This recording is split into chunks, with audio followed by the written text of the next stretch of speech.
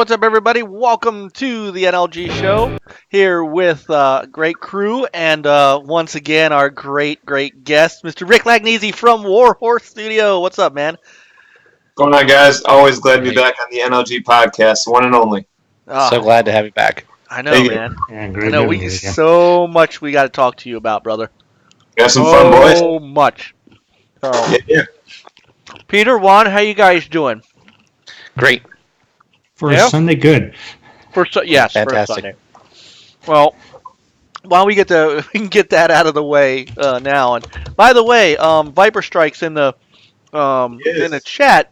He didn't say whether or not he could make the show, so I apologize if you were supposed to be on tonight and you aren't.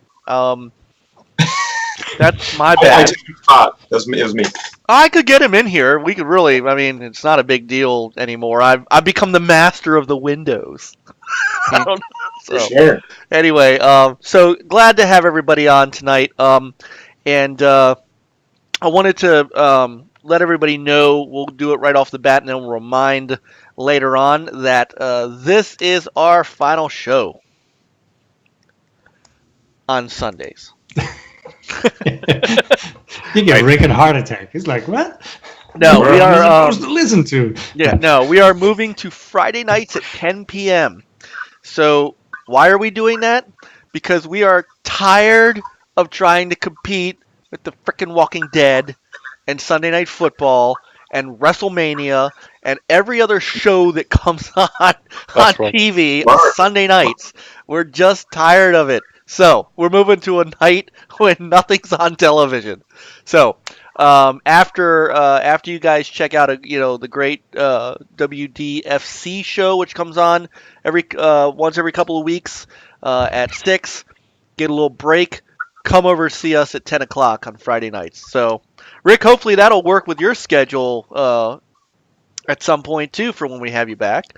That's easier for me. So boom. Well, and that was the other thing too, is Peter and I were talking about it, and by the time we get to Sunday nights, him and I have kids, they're exhausted. And I love this. I love doing this, and Peter does too, and I know Juan does.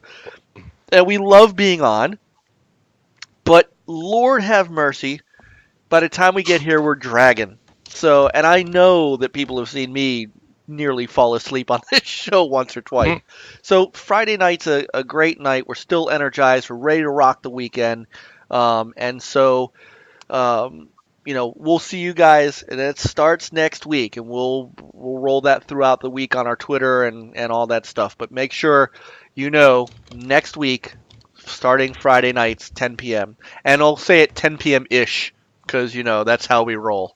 So anyway, Peter, how you doing this week, other than exhausted?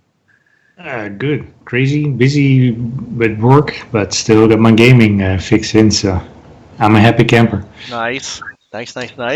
And to answer Frankie, so there was a communication issue with Nate. Nate thought we were going to Friday nights this week, and so actually he knew Rick was on and didn't want to face him at the fact he hasn't played the game yet. But the reality is he had a family thing.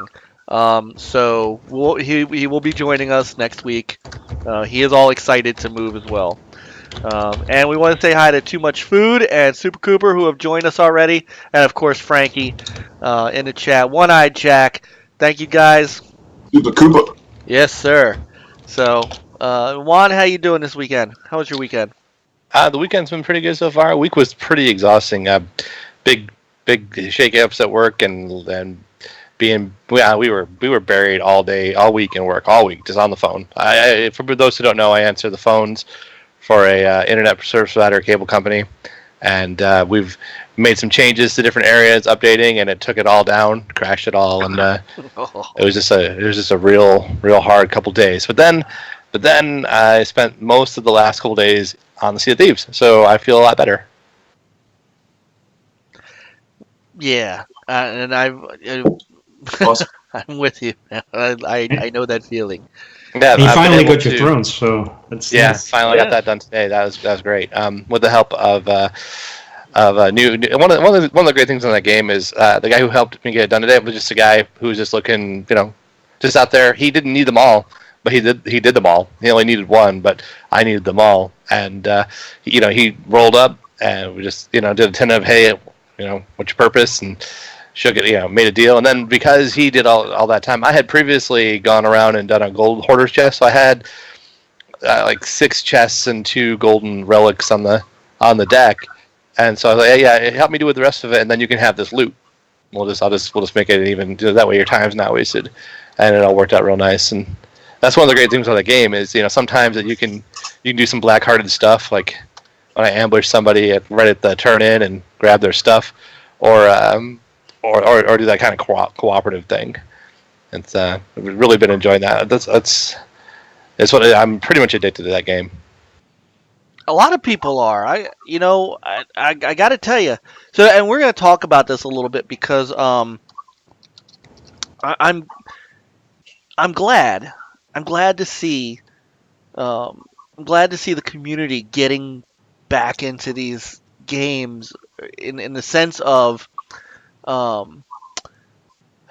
guess in the sense of, I've long said, where are you, Xbox gamers? Why aren't you buying these games? And we're starting to see the Xbox community start to get back into these games and start buying games that Microsoft's putting out. And there is happiness at Microsoft over this. And we'll talk about this a little bit because it helps with some of the announcements that they made a couple weeks ago at E3. So I'm very happy to see people playing. It really is good. So I have not, because as I was telling you guys before the show, my full-time job, which is as an IT manager, I had to write a process manual all weekend. So that's been my weekend. I have missed. Yuck. Well, I'm hoping when we're done, I can go jump on the Crew 2 beta if it's still running. I don't know if it is. It's still running as of right now. All right, so I'm going to jump on that because I really want to jump on that, and I want to play. I want to play something other than Super Mega Baseball, which I am hooked on. I am freaking hooked on that game.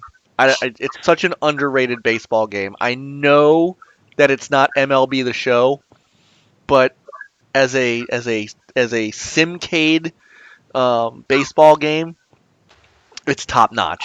It's top notch. I cannot recommend it enough, and it's in Game Pass. So for those of you on the Xbox side, it's in Game Pass. I love Game Pass. Game Pass is the best. I cannot lie. It's getting to be pretty ridiculous how good Game Pass is, especially when you think about Forza coming, Ashen's coming. Yeah. I think Below is coming. Cat Bear's Below, when it finally comes, is coming there. Yes. Of course, Gears. Gears and Forza Horizon 4 is going to be in Game Pass. I am not going to have to buy. I'm not going to have to buy that game because I'm going to have it in Game Pass, which is going to give me money to buy something else. That was me for State of Decay, and I tell you, I've got so many hours in State of Decay for a game that I just picked up on a subscription like that. It's pretty amazing. It is, and I mean, I think it's underappreciated for guys that are like me, that are 3 kids, don't have the disposable income that I used to have. So the real question is, when are we going to start seeing big third party in there? Because if it's true that Sea of Thieves and State of Decay 2 have both outperformed what they were expected to do to a large degree, I think a good part of that is that Game Pass has allowed Microsoft to do some things that have been hard for them this generation in creating positive word of mouth and buzz around a release and drive sales. I think I think it's been fairly well proven with these 2 games anyway that so far it hasn't hurt sales at all. It's driven sales, and if you can parlay that into if they're not on the horn with Bethesda right now about it, I don't know. That would seem silly to me. Well, I mean, look at what they added just coming out of E3. I mean, we got Fallout 4, which I'm finally going to be able to play, and The Division. The Division. The Division. That's- Well, that was Ubisoft. The other one, Mhm. the other one from Bethesda, which I'm actually now going to try out, is Elder Scrolls. Oh yeah, So Elder Scrolls Online, yeah. I installed it, but haven't tried it Oh, yet. right. I forgot about I'll run that with you, Peter. If you want to take some Yeah. time to yeah. So does that include the Morrowind? Because that's what I would want to go back for, is the It's Morrowind just- content. I think it's just Tamriel Unlimited, which is more than more than I could say. Right. No. I just Sorry, spilled water all over me. Sorry, guys. Keep going. That's all right. I'm eating M&Ms. Okay, cool. So, Rick, how are you, man? Well, look at you are sporting all kinds of KCD stuff today. And the Hound Skull. How And- about that? I like that. Yep. I got the. I like Nice. that. Tonight, So you're covered yet? Yeah, man. And there's more where that came from. I wanted to Come let on. you know. So, Come see, I held wearing this until you came on because I knew you were coming on. But we had Yep. I went, which is why we didn't do the show on Father's Day. My wife took me to the ocean, to Ocean City. There was a big air show, Air Force show, with the Thunderbirds and some really cool stuff. I got some really neat video, and the afternoon on the boardwalk, I was repping. Warhorse was they should thank me. Absolutely. Always. Thank you. So Thank you. and as I told you before the show, we stopped to play some mini golf. The dude behind the counter was like, "Kingdom Come Deliverance, it's such an awesome game." And so we started talking about the game. We started talking about the DLC and stuff. So very, You very, no very, lies very detected. good. None.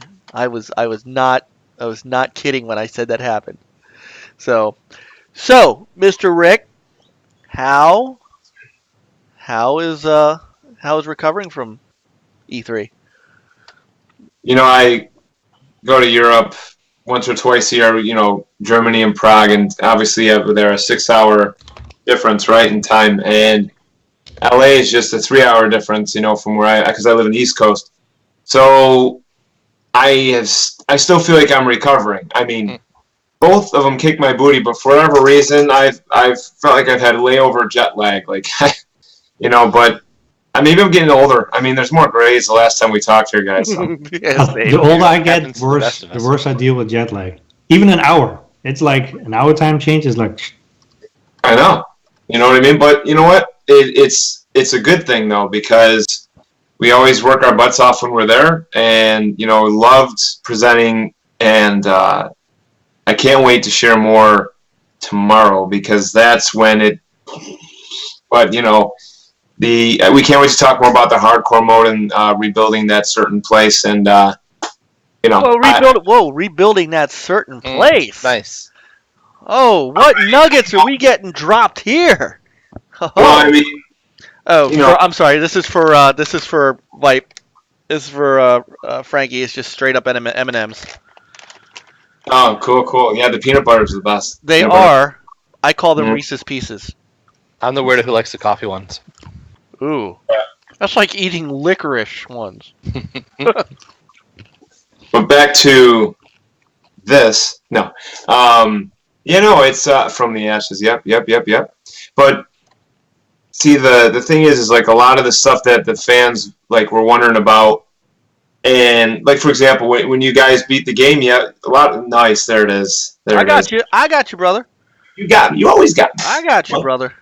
But when you end the game, some people are ending with 30, 40, 50, up to 100,000 groschen, and now you're going to need that. You are going to need your every penny. Because it's going to take some time to do what you got to do, and you're going to need money to do it. And the hardcore mode is great because you will now feel more like that Dark Souls type thing, and you'll feel we call it a hardcore mode, but it's more now like a survival RPG, which we're really excited to be showing off in more details tomorrow. And I'd love to tell you everything about it, but just a few more hours away, you know. All right, And so tell us how we can see it tomorrow. Can you at least tell us that? oh yeah, absolutely. Just check Warhorse's Twitter account, my Twitter account, Steam, Reddit, our forum. We'll retweet it. Yeah, retweet it and retweet it again because it's going to be great. We had a live stream with Alienware where we just talk about a couple things at E3, but you'll see a lot more details, and it's going to be crazy because fans were asking for the game to be even more realistic than it already was. So it's like, okay, let's for it. Yeah, here it comes. What the hell is wrong with you people? Stand by. But yeah, I can't wait. I really can't wait. And we were presenting to a couple guys from the Iron Lords. Mm-hmm. Love those guys. Oh, And hold on. Hold on. to my lord. Yeah. Here it is. There it is. Shout out to Lord Cognito and Sam Tolbert, my boy. Yes. Yeah, Sam he's got a gift too with writing. He's really good at it, man. They know what they're doing. No, Sam's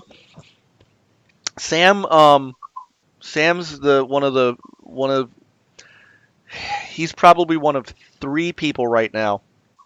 3 out of the entire ocean of game journalists that I trust. I mean, I can't speak highly enough about what he's doing over at Tick Gaming. Yep, big fan of that guy. And that shirt, by the way, I kid you not, when I was putting shirts into my luggage, I could have sworn that that Iron Lord shirt there that they had given me, that Barry Lord Cognito had given me at PAX, I thought I was putting the Kingdom Come Deliverance limited edition shirt in my back, my luggage. And it was that shirt. I'm like, oh, you got to be kidding me! This is going to be perfect. So I was ecstatic to have it represent. And as soon as they came in and presented the game, it was perfect. Very nice. So Nice. Yeah, let me get a quick screenshot so I can tweet this out because they're not in the chat room at the moment, but I want to let them know we're talking about them. Mm-hmm. Of course. So now those are good. That's great. And we have our own celebrity. With you, Rick. They had Richard. His last name from Undead Labs was on with them today. That was Nice. a great show. Awesome. So, if you guys get a chance, and they are, of course, fellow affiliate. They're part of Tick. We're a Tick affiliate, so they are technically brethren. And we did trade shirts, so we have an official treaty with them. We did a jersey swap. Yes, we did a jersey swap. I've got actually that not yours, but the one that Cognito's wearing. That's the shirt that they sent me, and then I sent them an NLG shirt. It's awesome. I don't even have an NLG shirt. I haven't. My plan was to get them for us for Christmas and Hanukkah gifts this year, but I don't even have one NLG shirt of my own, and he's got one. So I guess he has number 0001. Right. How about shirts? Should I do name that? See if you guys can guess who it is or what? Oh yeah, go ahead. All right, let's do this. Come on, guys. What game have we got here? Take your guess. E3. You've already shown us, so Yeah. Right. Should I turn around? give it a sec. Someone guess. What game? Give you a hint. It's Dark Souls-ish type game. No? Come on. That one guess? No one in the chat has guessed. Oh, you know what? That's why I'm looking at the wrong. Oh, Mike, that's a good one. Yeah, we can make that game happen too. Close. Not bad, Super. Not bad. Oh, not bad. Immortal something. They're getting Nope. close. Not really, but All right, here we all go. right, Ready? give it to him. Bam. You see it? Yes. Down a little bit. Down? There it is. There it is? Centered. Code Vein, baby. Code Vein. Nicely done. Great game. So that was cool. I met the community manager there, and just respect, from one to another. Yeah. They got a great game coming, so that was pretty cool. He's like, "You want a shirt?" I'm like, "Dude, I'm done, sold." Right. How much you want? Here. Okay. Thanks. And The game I'm seems just to going have to show quite some. a I'm just going distinct style. Yeah. I'm just going to show some generic pictures of you as we're talking at E3. So I can talk about that one too. That was really cool. That thanks to Southie, he was inviting me and texting me. He's like, "Man, we're gonna be here. Can you come? Sure, let's do it." That's And awesome. all the guys, PlayStation, bro, that was sweet. I met him. He was on with us. So he was on with us before he left for E3. Was it before? Yeah, right before he left for E3, we were doing our our PlayStation pre-show, and he was on. I'll tell you what, man, great guy. Yeah. King obviously got Sam Berry, and I already they call him Monkey. The Yeah, how the hell did that happen? He got he got tweeted out at the Microsoft press conference. Oh, he went viral. He kind of went mini viralish. It was hilarious. It was. I was sitting right behind him, so I got a story about that. But before because you'll like that story. But do you guys know who the gentleman is to the? Well, I guess the way we're looking at the picture to the left of me, he has the glasses on. That's Cognito, right? Huh? That's Cognito. Behind Oh, you. I'm sorry. Not the sunglasses. That technically that's to my left. So to my right then. Fine. To my right. Between you and Bra? Yep. No, he doesn't look familiar. If anyone can guess it, I will give them, anybody in this fans or whatever or people watching, give them a KCD hat. I'll give them till 9:30. Do your homework, all right? So 9:30. I'll leave that picture up. So and South, it's funny because Southie will tell you he's all shy and stuff, or he's humble and stuff, but that man's the VIP. He's the ultimate. He's like one of the ultimate Microsoft insider dudes. He just knows everybody. They all love him. Well, he's a real stand-up guy, though. He's pretty cool. He is. He is a great guy. You see King, right? Right. See the King was putting in work, dude. He was handing out shirts and cards and all kinds of stuff, man. He was putting in work. So next, in between him and Sam, is Dan. I think it's McCullough. I don't know how to pronounce his last name. He is the one of the heads of Xbox, the head of Xbox Live, and I forgot how he's the head or which type. So I don't want to say it the wrong way, but if you look at his Twitter account, it's head of Xbox Live, and awesome guy. So I was able to meet him, and also obviously the legend right above, standing tall, behind Southie, obviously is the corporate VIP, right? Mike Ybarra. Right. Mm. And it was really cool talking to him. He's a very down to earth guy. If I'm him, and it's the day before the presentation, and he's got to be tired, right? And I bet you there's even a part of him that's like, man, I really want to go out to this party tonight. But you know what? Knowing him, he definitely wanted to be there because he's so much about the fans. And when I talked to him, I was like, Mike, I'm sorry, brother, but man, I'm just waiting for you to stream Kingdom Come. You know it. I always say you got to stream it. He's like, I watch it. I look at your tweets. Don't think I don't. Don't think I don't. And because every time he's like, what game should I stream? And then I put up like, guys, would you rather have Kingdom Come to stream, Kingdom Come Deliverance streamed or something else? And it's always KCD because, a couple thousand people follow me who, like the game. So it's pretty easy to win that one. But meeting all these guys that are all class acts, the only one didn't really meet was the dude in the very front of King. So I'll have to meet him sometime. Okay. I don't know who he is either. Now, there was also Tim. Tim Dog was there. And Jeremy Downer was there too. Yeah, yeah. I'm surprised they let Jeremy in, honestly. Oh, Super Cooper got it. All right. Did he? Super. Oh, Adam Sporka. Yes. Is that who that is? Adaptive music designer. Yeah. Yeah, cool. Okay. Yeah. Super Cooper, man. Send me your details on Twitter. I got you. And he's 2 minutes Very nice. early. Well played. I'll stop wearing your hat. No, I got plenty. Definitely one of the places that game shines too. Yes, absolutely. Work. Thanks to Southie, I also met the guy who runs the business side of things for Xbox. I met James, who works with the controllers and for the lab. Oh, that's that guy's. Yeah. A lot of pictures. James Shields. Creative Labs, Not Shields. right. Yeah. The Xbox controllers. What do they call it? The Creative Labs, or what's the You're talking about the adaptive? adaptive? Yeah. Met James. I also met the guy who runs Xbox Game Pass, and I told them just how amazing it was. I had friends and family that literally got back into gaming because of Game Pass, and that gentleman right there.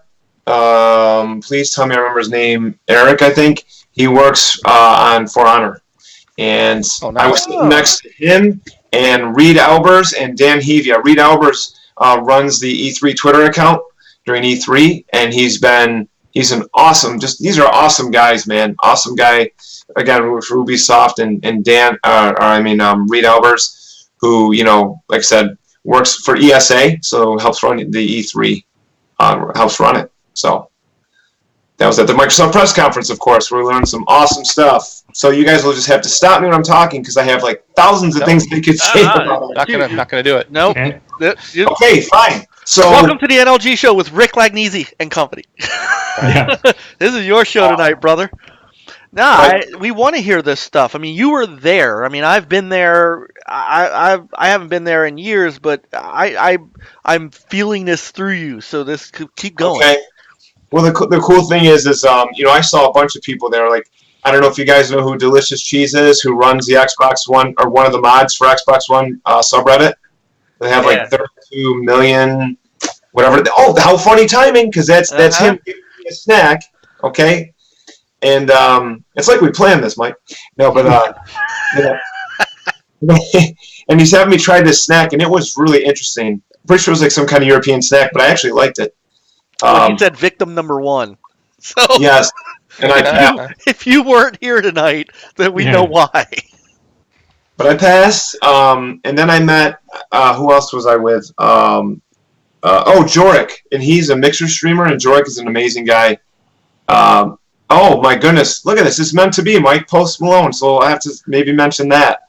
But I randomly ran into like Reed Alberts from E3. This is what I love about E3, and this is something that can go on a tangent, but I'll try to be careful because I just hope the future they keep it where it's not so split up. And I know more companies are going off site, but E3 isn't just about the games. It's really about the developers meeting each other and learning from each other, and it really helps with networking and things like that. And it's an amazing community, and the gaming community is a very small community.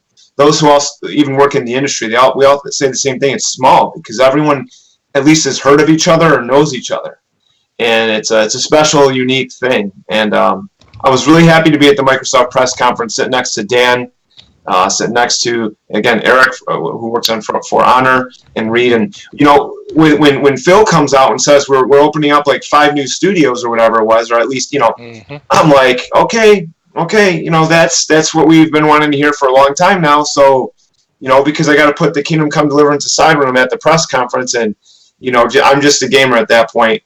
I mean, yes, of course, I still have my little tips and tricks of my networking skills there, but it's like all about the games. And the press conference was something like you didn't want it to end. You just wanted them to keep talking about games, but they talked about what, 52, 53 games there. Yeah. Yep. Right. And there was even a game that was like a Zelda game.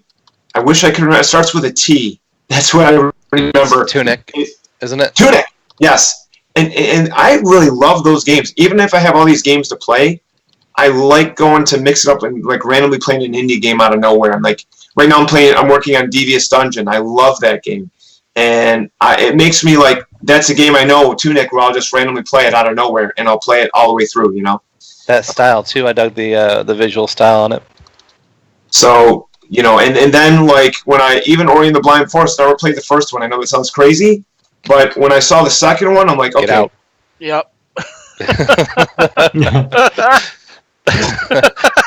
No, it's good though. If you don't hate the Metroidvania, you really should pick it up before because you can get like the definitive edition for like $10 now, so you got to do that before Will-O-Wisp. And there is Derek, and I you know what? Derek is an amazing guy. I'm just gonna promote him right now for a minute, if you don't mind. With him and Ashen, You wanted to talk about like just a genuine game. These guys are really. I know you always hear the word passionate, but these guys really are, and guys and gals. And when I saw the game and I was able to play it, like I kind of went, "Hey, Derek." He's like, "Hey, man, talk to the guy and maybe you can check it out." And I'm like, I kind of got like the fast pass, so I was able to play it. Cool thing about working in the industry, you get to know people, you get to do things, And it's like, so I was playing it, and I'm like, I died, and I was happy. I wanted to die in that game because I want a challenging game, And it didn't take too long. And when I died at this one guy who was fighting me, this ghoul, or not ghoul, but whatever, I died. And I Sounds just like Dark Souls. It definitely is, because like, you even have to drink the little potion, tonic, whatever. And what was so exciting is I was so ecstatic when he said it's coming out, or at the Microsoft press conference. If you look careful enough, it said it's coming out on Game Pass. Yep. And amazing. It's amazing. And these guys, Derek, I gotta say it. Yes, he's a backer of Kingdom Come Deliverance. Woo woo woo. But they have, like, the way when you're talking to them, that they're not just making this game. There's things they want to do. You know what I mean? They want to continue to support the game. So that's exciting. I love it. That's why I'm like, hey, you stand here. I'll stand over there. Let's get Ashton right in the center there. You know what I mean? Nice. And I'll tweet it out. And I love it. I love it. Yep, I retweeted it. I was happy to hear that's coming to. It just makes my day that that's coming to Game Pass. I can't lie. That's going to be so great. Did I see the Cyberpunk demo? You know what? To be honest with you, I'm really undecided, because I don't like when games are promoted for like all the reasons why I wouldn't have. I don't know. How can I say this? I don't know. When I hear the game, when it says frontal nudity and stuff, like it's going to be in the game, like why should I get excited about that? I'm sorry, guys. I'm just being honest. I want a game that's going to play well as a game, not because of all the other stuff. That's just me.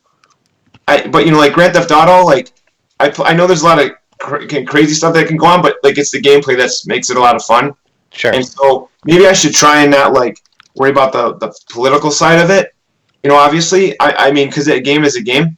I do want to probably give it a chance. I don't like the way that game is being marketed a little bit. Being honest. Yeah, I can get with that. I'm a big fan of the cyberpunk thing. I played some of the tabletop game, the actual cyberpunk game back in the day, and then we kind of shifted over to Shadowrun, but that's about as close as I think you're going to get to that type of game in a Shadowrun thing. Not that I didn't like, oh god, my brain. Who did Hairbrain did the Shadowrun games, the little computer RPGs or CRPGs, turn-based deals, really, really well, and I like those. I'd love to see something like what CD Projekt Red is doing with Cyberpunk done for Shadowrun, but since that's as close as I'm going to get, I'm definitely interested in that whole motif, the whole genre, like your Blade Runner, Altered Carbon, that whole thing. I guess to clarify, I would probably say that I'm going to probably play it anyway. I just wish it was more marketed on the whole gaming aspects, because that's what I really care about. And but like there's so many good games. I mean, what I think what stole the show, man, what stole the show? I don't know. They mentioned Gears, so I'm already sold. It did look really good. Yes, it did. There was a couple of Sony games. There was a From Software's game that's Circo.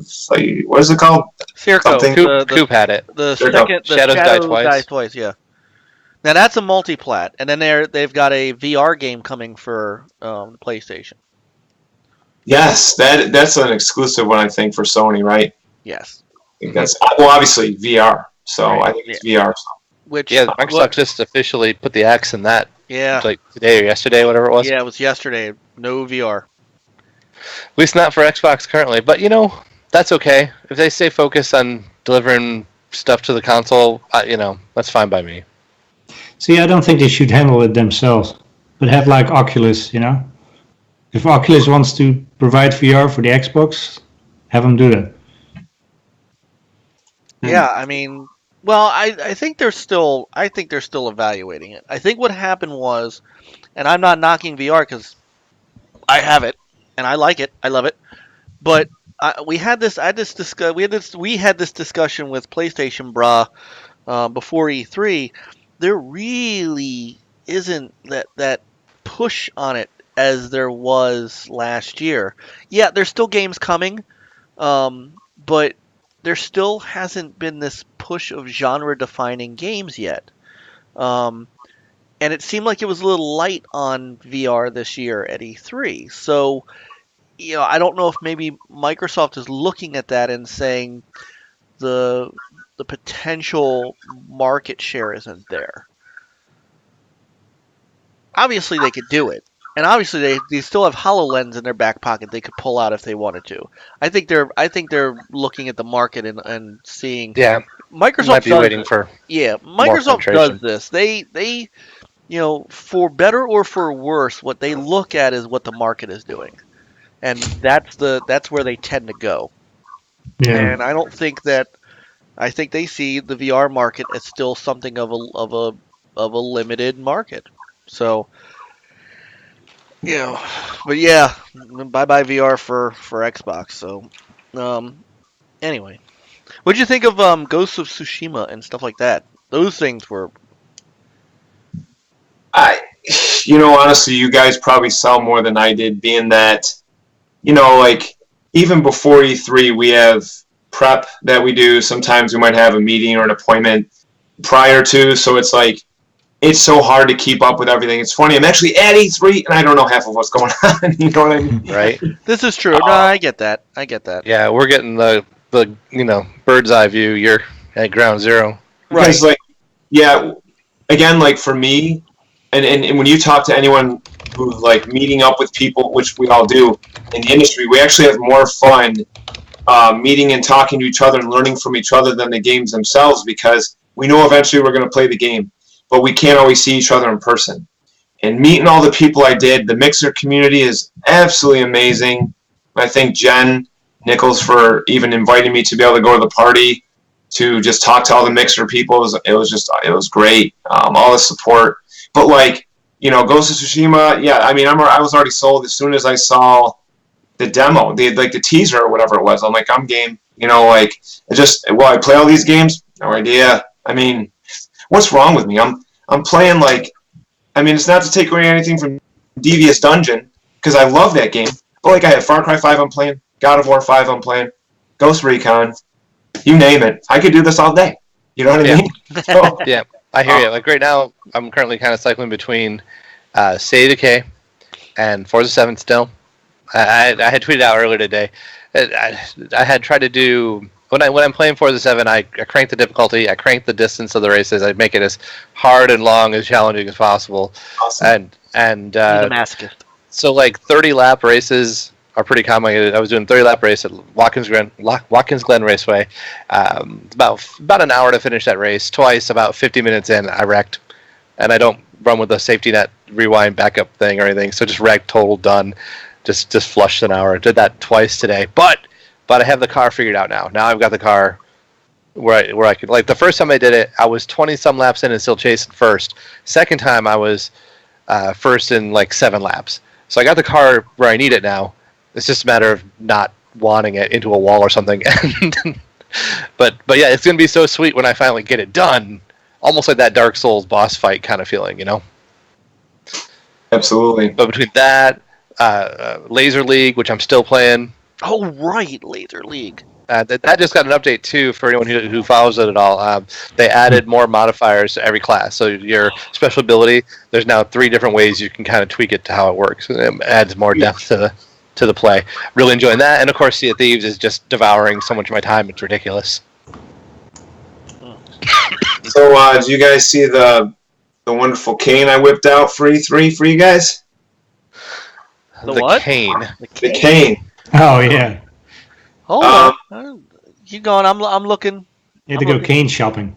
So, when I was in E3, man, I was walking around and all of a sudden, because sometimes I get arthritis, even at 36, and I couldn't walk. It got so bad. I was walking in. Adam Spork was walking with me, and I'm like, I can't move right now. I'm literally stuck. Like, I had this like inflammation that's like was like right here, and it like when you get into this right there, it's like someone put some knots or some like screws in me and like tightened them really hard, and I just like I locked it up. Oh man.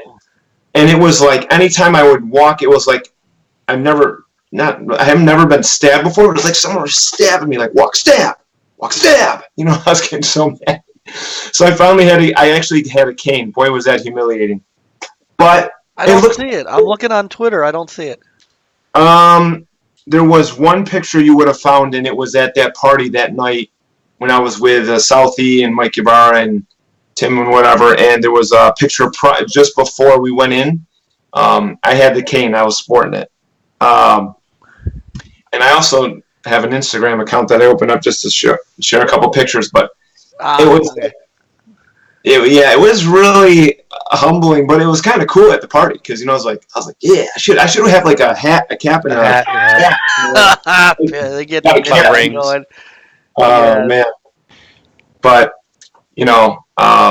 Oh wait, hold on. Let me get back to that. Hold on. Let me get back to the FanFest pick because there it is. You're holding it there. Oh my goodness, Sam! Yeah, there you are. You're holding. Oh wait. Okay, hang on. I'm getting it. Hang on. Hold the phone. Calling it Rick-Kane. Hold on, I got you. This is the power of real time. Boom. Look, you're sporting like a boss. Yeah. And to the right of me, with the dude here works for Fextra Life. Fextra Life, by the way, is an amazing Wikipedia. Like they make Wikipedias for games. No kidding. So if you, if you like have tried to get some help and you just Google something about Dark Souls, they come up first almost every single time. They have the best Wikipedia in the world. No joke. For Dark Souls. I guarantee it. Yep. I gotta get one more picture here to show people because this is a guy you gotta help bring on one night. Hold on. For no other reason hit the guy than he has one of the most epic beards ever created. And a mustache. It's not just the beard. It's the combo. Yeah. That, of course, is my PR manager, Toby or Tobias Stoschwilling, the man. He's my boss. So, well, you got to bring him on so we could tell him what a phenomenal job you do, man. Sweet. I'll try, but like he's in bed right now. It's hard because we're 6 hours ahead. True. Right. We would do a special. We do a special time for him. No doubt. We could pull off a special show. If you could help bring him on. I kind of follow him too. And when he it was really cool because when I was showing the picture of me out pimping the game at the beach, I think he actually retweeted that too. A bunch of people from Warhorse actually retweeted. So yeah, JR, you'll see JR, he's our marketing manager, so I'm sure he did. Yeah, definitely Toby, maybe even Adam Sporka probably did too. Right. I'm sorry. Okay, so I tweeted that picture out of Sam and Cognito and you. Yeah. What do we got? Hang on. Because Sam, I don't know where Sam is. He's got to jump in here. Sam, hang on one second. I gotta save this. We'll call it Twitter. This is why I don't get into the chat room much because here I am behind the scenes. Sure. He said, "Nice photo." Wait.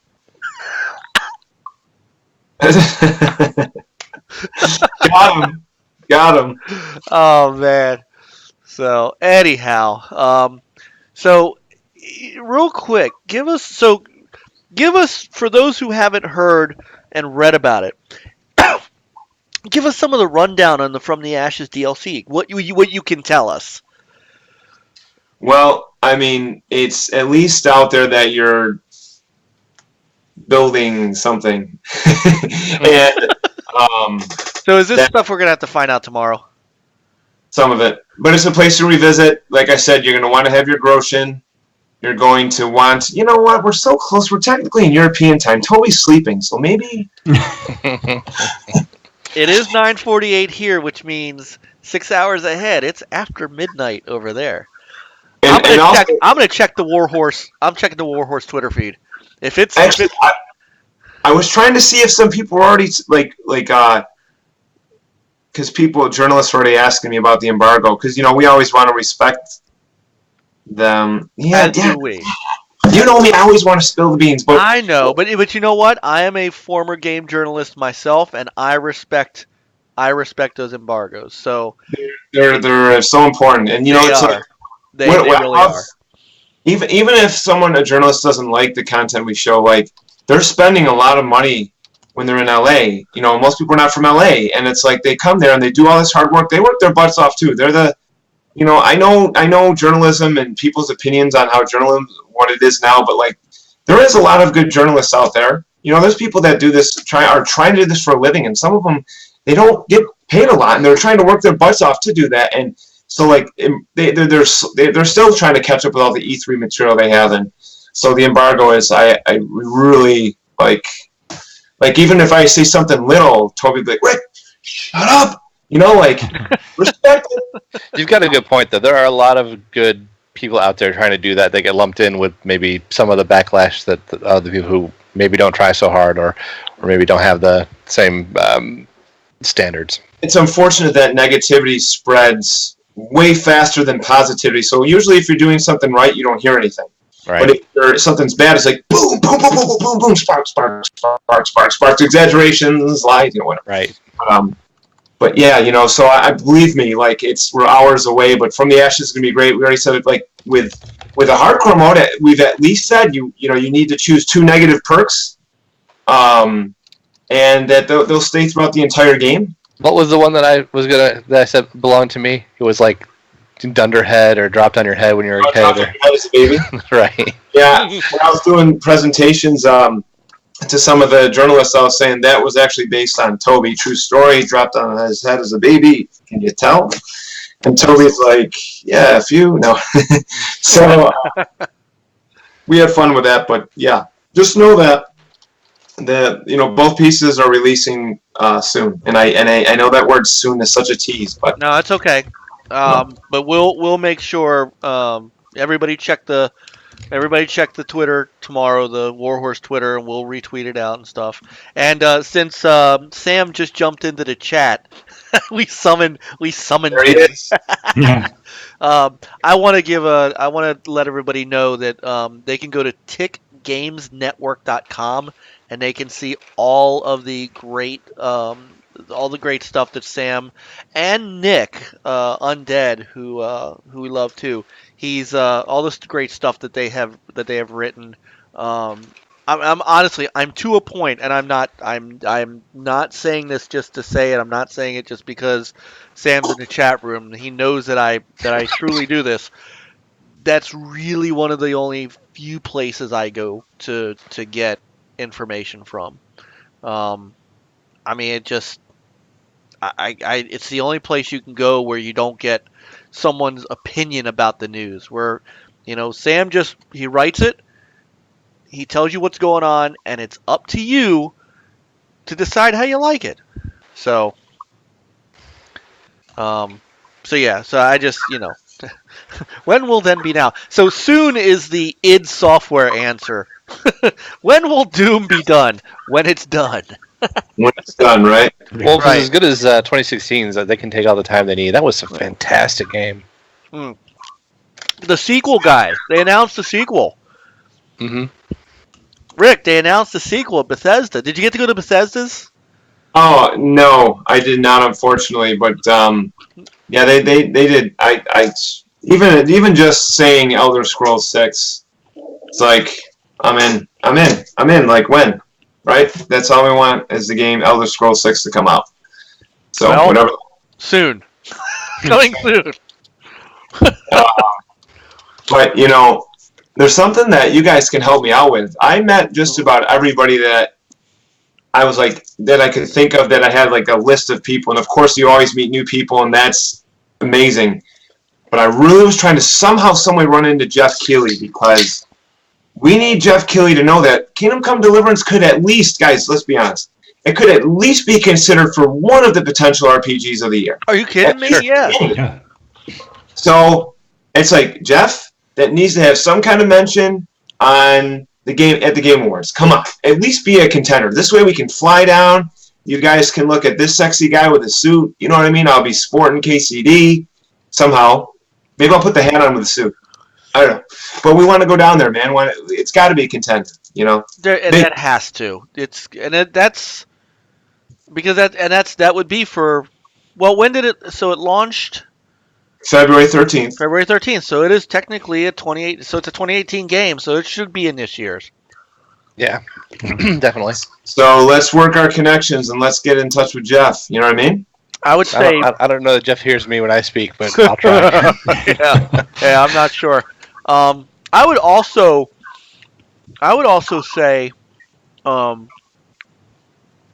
I can't remember if they have a best music, but the soundtrack for KCD is. Come. Oh yeah. It's a best score music. Yeah. Mm-hmm. So that should be a contender for best score too. I mean, we used the Bohemian Symphonic Orchestra, like unbelievable. I know. Sorry. You don't have to sell. You don't have to sell us. Yeah. I know. No. I know. You know we love your game. No. So what other games that were there did you stand out to you? Like you mentioned the studios. So that Microsoft announced. So we were doing a live show with Tick. We had Anchorman and Cal on, and I know you know Anchor. And when they announced those studios, like that was a moment where you just were like, what? Because you kind of knew they were buying Playground. You knew that. Yeah. Because that was not a big surprise. But when they announced Ninja Theory, I think it turned everybody on their head. I can't wait to play Hellblade. I mean, You haven't played Hellblade yet? I haven't played like thousands of games. I'm sorry. 5 kids, you know. I have. I mean, Peter, Juan, which I know one of you play Hellblade? Oh yeah. Okay, so I Juan, have it on PlayStation, but I still need to play it. Okay, so Juan I think can back me up on this. When you play it, wear headphones. Super Cooper, it's like one of his favorite games too. I'm pointing at the screen like they can all see me. Yeah, so like, do not use your stereo. Wear headphones. Trust me, wear headphones. Okay. You need to wear headphones. It's just, Juan, am I right? Yeah, absolutely. I'm very excited to see what they do next, because on the budget they had, and what they created with that. Well, it's like Phil actually said. I think Phil's quote from E3 was that a couple minutes in this game and you're dealing with storytellers, and that I would definitely double down on that. I think I'm very excited about that. Something coming from them. Them getting a bigger budget. Yeah, and by the way, congratulations to them for selling 1 million of Hellblade across all platforms. That was absolutely well deserved. Yeah, but they put out a video too of why they joined Microsoft, and it was, I didn't realize that they were very close to shutting down, and and I also did not realize, and I've got it sitting over, I think, is that they did Kung Fu Chaos for the OG Xbox. Mm-hmm. And that was such a cool little game. It wasn't anything special, but it was just one of those cool little games that seemed to be, that they were able to put out. And then, Hellblade took everybody by storm, and it's won awards and that kind of thing. And now, like Juan said, think about what they're going to be able to do with a budget, with a real budget. Yep, and I think we can seriously take a look, because there's always a perception that MS stifles creativity, or that they dictate too much to the studios what needs to happen. I think we can look at Sea of Thieves and say that maybe those days are starting to be past, because when I everything I watch and I read and I hear from Gamer Boss, Duncan, and 3 Sheets Neat and everything, they love that project. That was their game. passion project, right? So turning Ninja Theory loose in the same way, I'm all for it. And in their video, they said specifically that in their negotiations with Microsoft, they wanted to know this. Were they going to be, told what to do? They were afraid that Microsoft would, and Phil said to them, "No, I want you to do what you do best." And so imagine a game. Well, Rick and Peter, you guys are gonna have to play Hellblade, and then we can really All right. kind of talk about what can scale up, because I think Juan and I and Super Cooper and some of the guys in the chat who have played Hellblade can kind of think about, God, imagine what that game could be, or a game like that with an all-star, with a AAA budget. Well, right. I mean, I love that game, but you can say without necessarily spoiling that it's not expansively large as you play it. It's kind of a corridor-ish experience almost. Yeah, it was. With a little bit of kind of side wandering here and there and stuff, but not deal-breakingly so, especially when you consider the budget, what I've spent to get the game. The puzzle but taking that and expanding it, giving them, turning it into a larger experience like that, a more, do it. Turn them loose. Yeah, Super Cooper is right in the chat. He said Hellblade. I mean, he's saying in the chat, Hellblade is a masterpiece, and a lot of it's audio. I mean, it really, you've got to play this with headphones. I don't know how to stress that enough. But also the actress. I mean, her performance was pretty right. B.A. Baracus as well. And pities the fool. And she was not the original thought for that either. She worked. I think she was like I think she was one of the artist designers for the game who was filling in while they were trying to figure out how to make that role, and she did such a good job they just gave it to her. So it wasn't even an outside actress; it was somebody who worked in Ninja Theory. Very impressive. So, yeah, I mean, yeah, and Sam is saying as well. I mean, we're Ninja Theory. I think Ninja Theory was the big surprise, but Compulsion Games, We Happy Few. Now, We Happy Few is still a multi-platform game. It's still coming out on Xbox One, PS4, and PC. But after that, then they get their shot at a big AAA budget. And Peter, we're definitely gonna be looking to you for We Happy Few, because you've got that as part of the game preview. Right. And I have it as well. Compulsion gave it to us, so I have to. Right. Yeah. Peter kind of has to cover this one. That's fair. Yeah. Now, I was actually kind of curious about that, because I know that game has changed a ton. And Yeah. Are they just? Is it just going to be honored with the game preview purchase, or is there going to be more that you're needing to purchase? I know they're changing the game a lot. They're changing even the launch price of it. I think they went from being, not a full price game to a $60 game. Wow, We Happy Few? What? I think so. I could have. Maybe I'm hearing that. I'm thinking wrong, but it might be my early onset Alzheimer's. But I thought that. Well, I thought that was always the plan, wasn't it? Could be. Because in the Game Pass, I think it was like $30, wasn't it? Yeah, definitely got it on the Game And Pass. I thought they advertised it like, get it, You are it now, because once right, you go... that's what happened with Ark. Right. So Yeah. you are... Well, in Ark, it got discounted even when it was in preview, and I was pretty peeved about it, but hey. So you are correct. You are correct, $60. Juan. When it launches, it's going to launch at $60, and there's a deluxe edition which will be $80. Hey. Right. I didn't realize it was going to be that big. Holy cow. Yeah.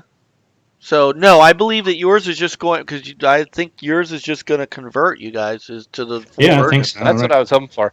The trailer looked pretty decent. I mean, I played it in the preview, and I the original tease trailer and everything had me in with the kind of art style and the kind of British thing, and then at the time I was playing Ark, and I had played Solus. It was the space survival game. For the Solus Project? Solus Project.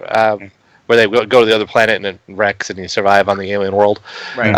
So I was kind of in a survival burnout at the time, when that actually hit Game Pass, and it was largely a survival game. But I believe they've gone a long way with it. I think they've gone a long way towards adding more story and more. I don't want to say content. I kind of hate the word content nowadays. Right. Yeah. And it's August 28th, so it's coming soon. Hmm. Soon. Cool. It is. Yeah, once it's out, I'm gonna do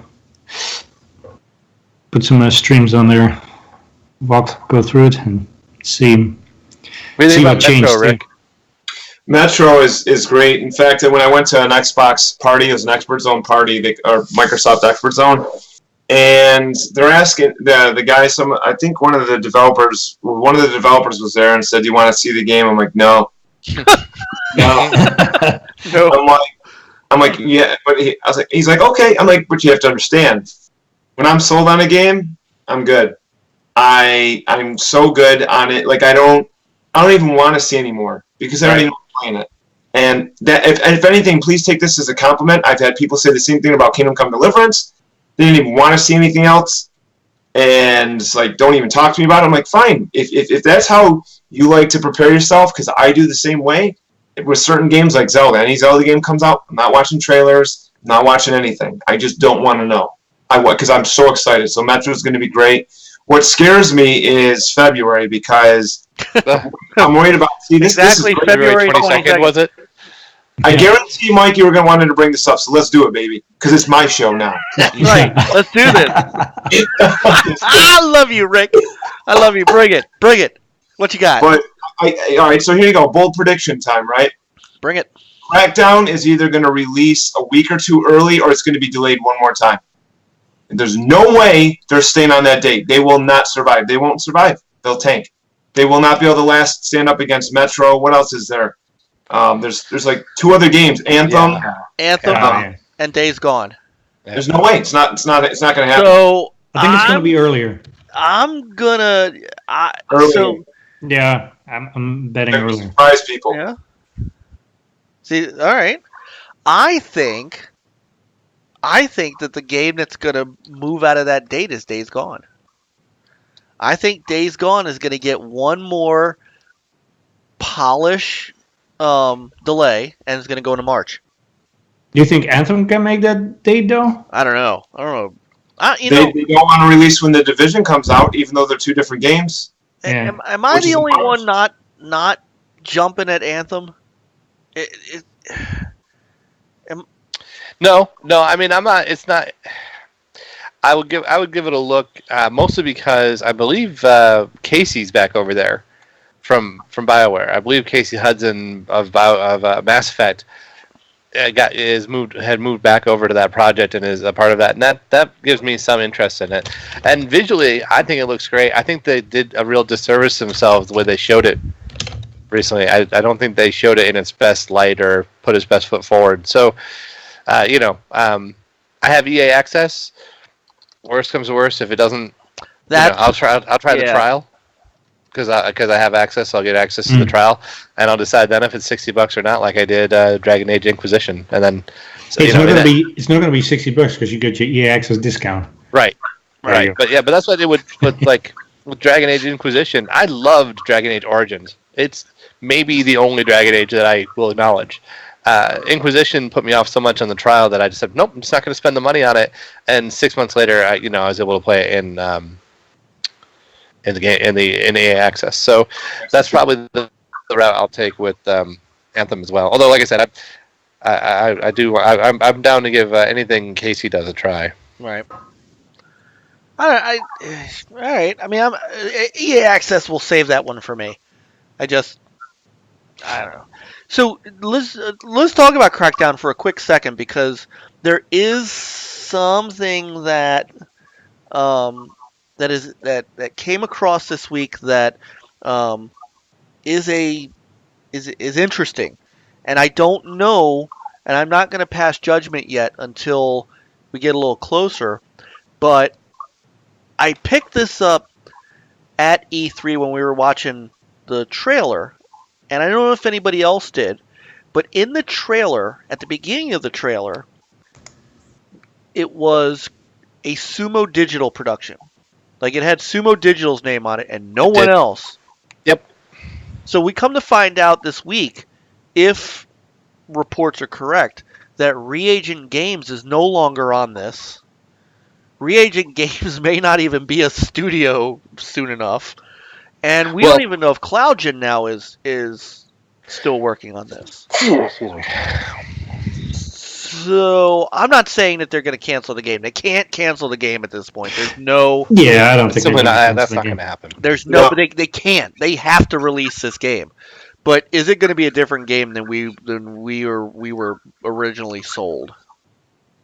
Mm, I don't know. I mean, because like it didn't the Reagent Games didn't that kind of get folded into Epic with CloudGen? I'm not sure. They're still, their website's not up anymore. So I just tried to go to their website and no, you can't reach this page. So they may already be gone. I don't know.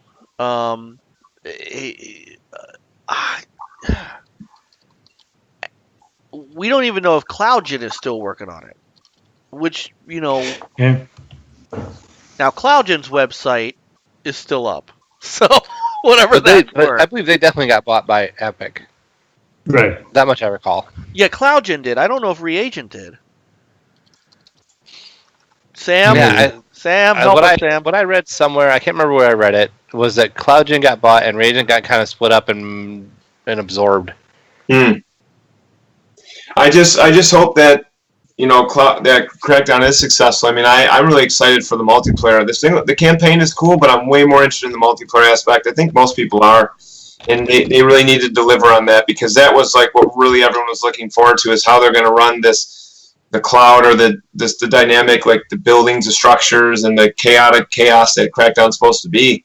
But with that, I'm just being honest, in that month of February, that would be at the bottom of my list with all those other 3 games. I'm just saying, it's not fair, but that's just how it is now. And here's another thing.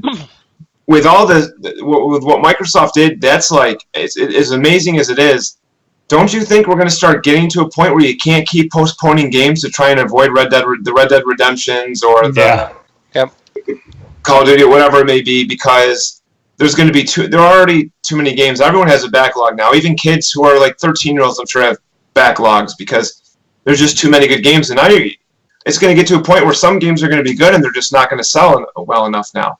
And I think Game Pass is the answer in order to have as many people touch your games, because it's getting so crowded. There are only like a couple of games where it's like those are going to be my day one purchase, and the other ones is like, well, I don't know if I'm even going to purchase and even try them out, because I mean, like No Man's Sky is coming to Xbox, right?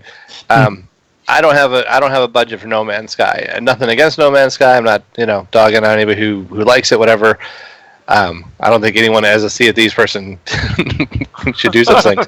But as it goes, it wouldn't be something I purchase. Now, if that goes to Game Pass, yeah, I'd absolutely give that a go. But yeah, between Game Pass and EA Access, there's a lot of games that I wait on for that. Mm-hmm. That's going to be the future. Is going to be the streaming. We all know it. GameStop is not going to give GameStop another 6 months to a year, maybe. It's up for sale. Yeah. GameStop's up for sale. I was telling Peter and Juan, if you want in, Rick, let's go buy it. Let's do it. I'll put my 2 weeks into the Warhorse. So I was just looking this up real quick. According to so Reagent Games seems to be gone. And the website's down. Dave Jones isn't listed, like he's not on the project anymore.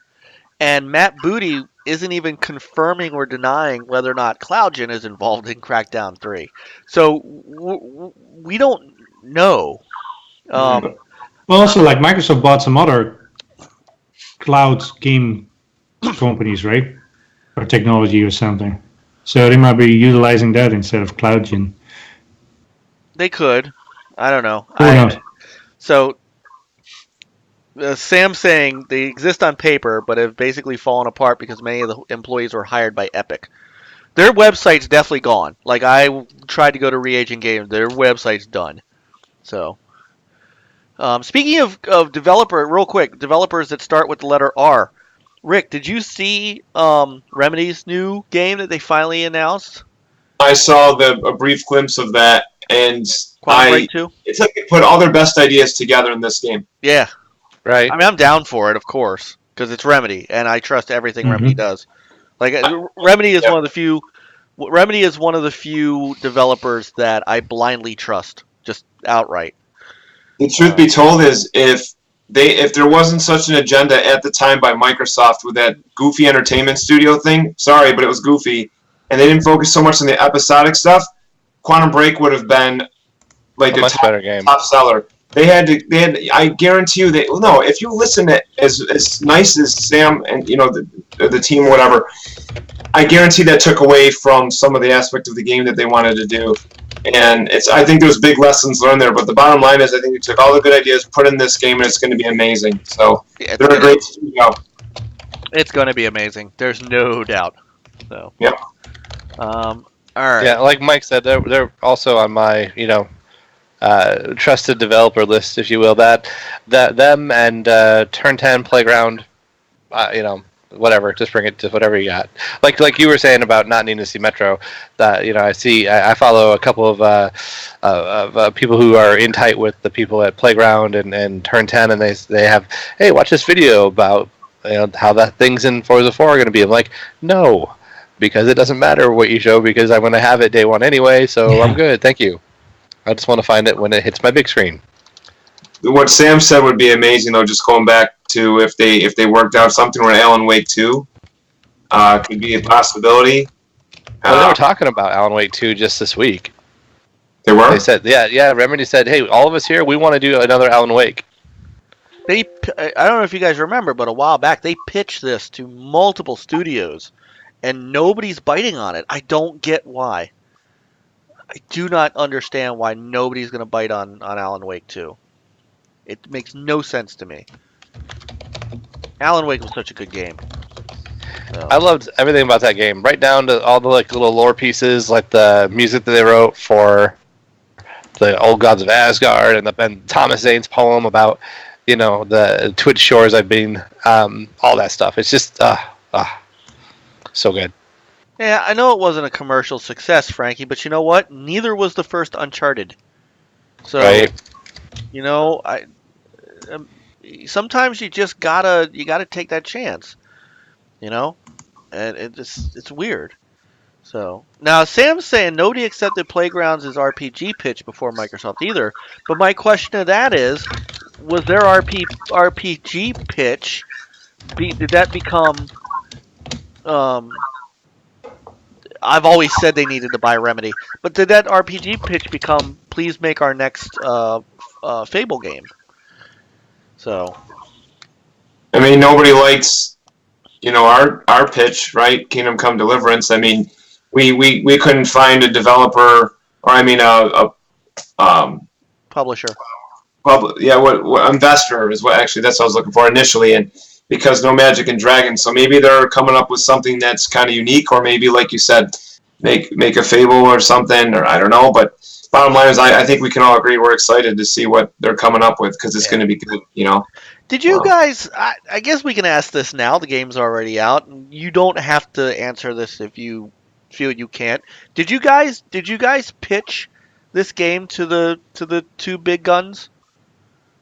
Let's just put it this way: we reached out to everybody who wanted to meet, for an investor or whatever, and just nobody at first thought that we had a chance, because at that time when we were pitching the idea, I mean, Skyrim was a lot more fresh than it was now, and it's still selling. But you know what I mean? Like, you have a game like that, and then you're like, wait a minute, realistic, no dragons, no magic. Like, who the hell do you think you are?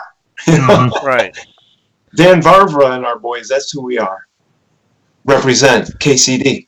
And I tell you, when it hit, it was so refreshing to not have that stuff in the game. Yeah. So, really.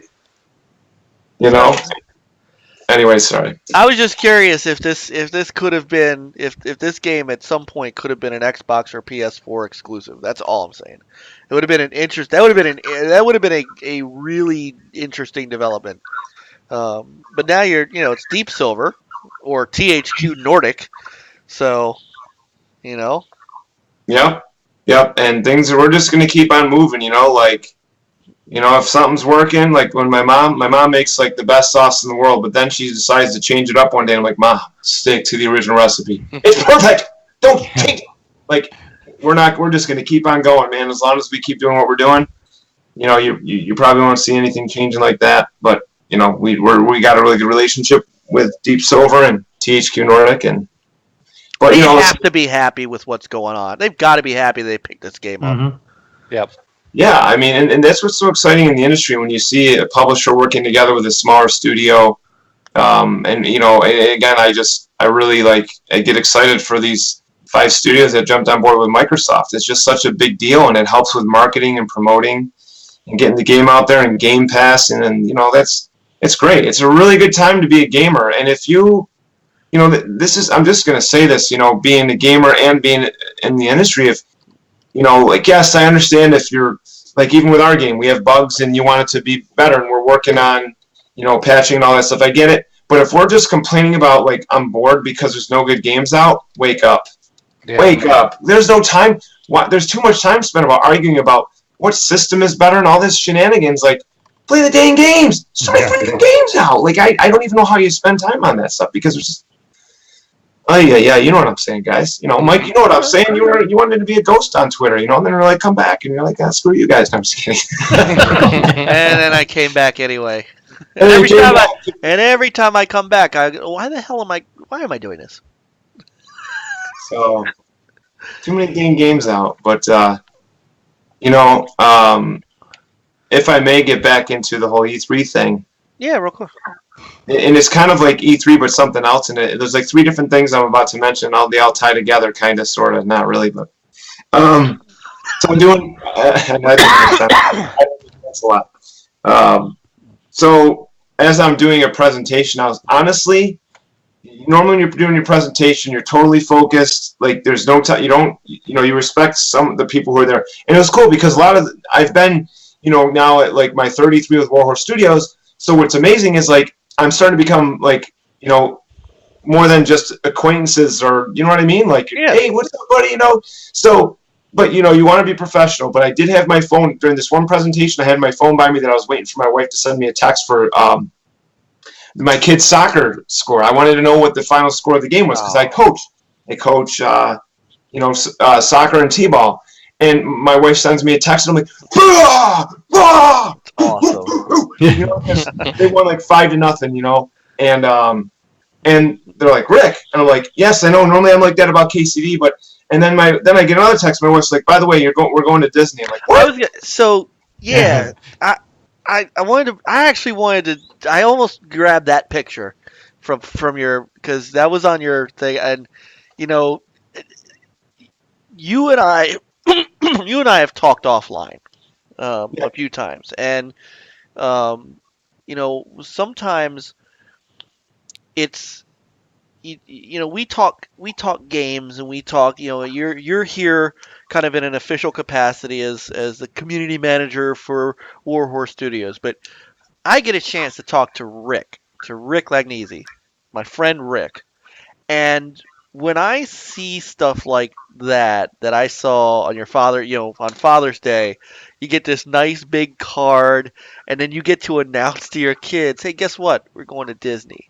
And you get to see Rick the dad and Rick the man and the human being. I mean, we talked about this, I think, with oh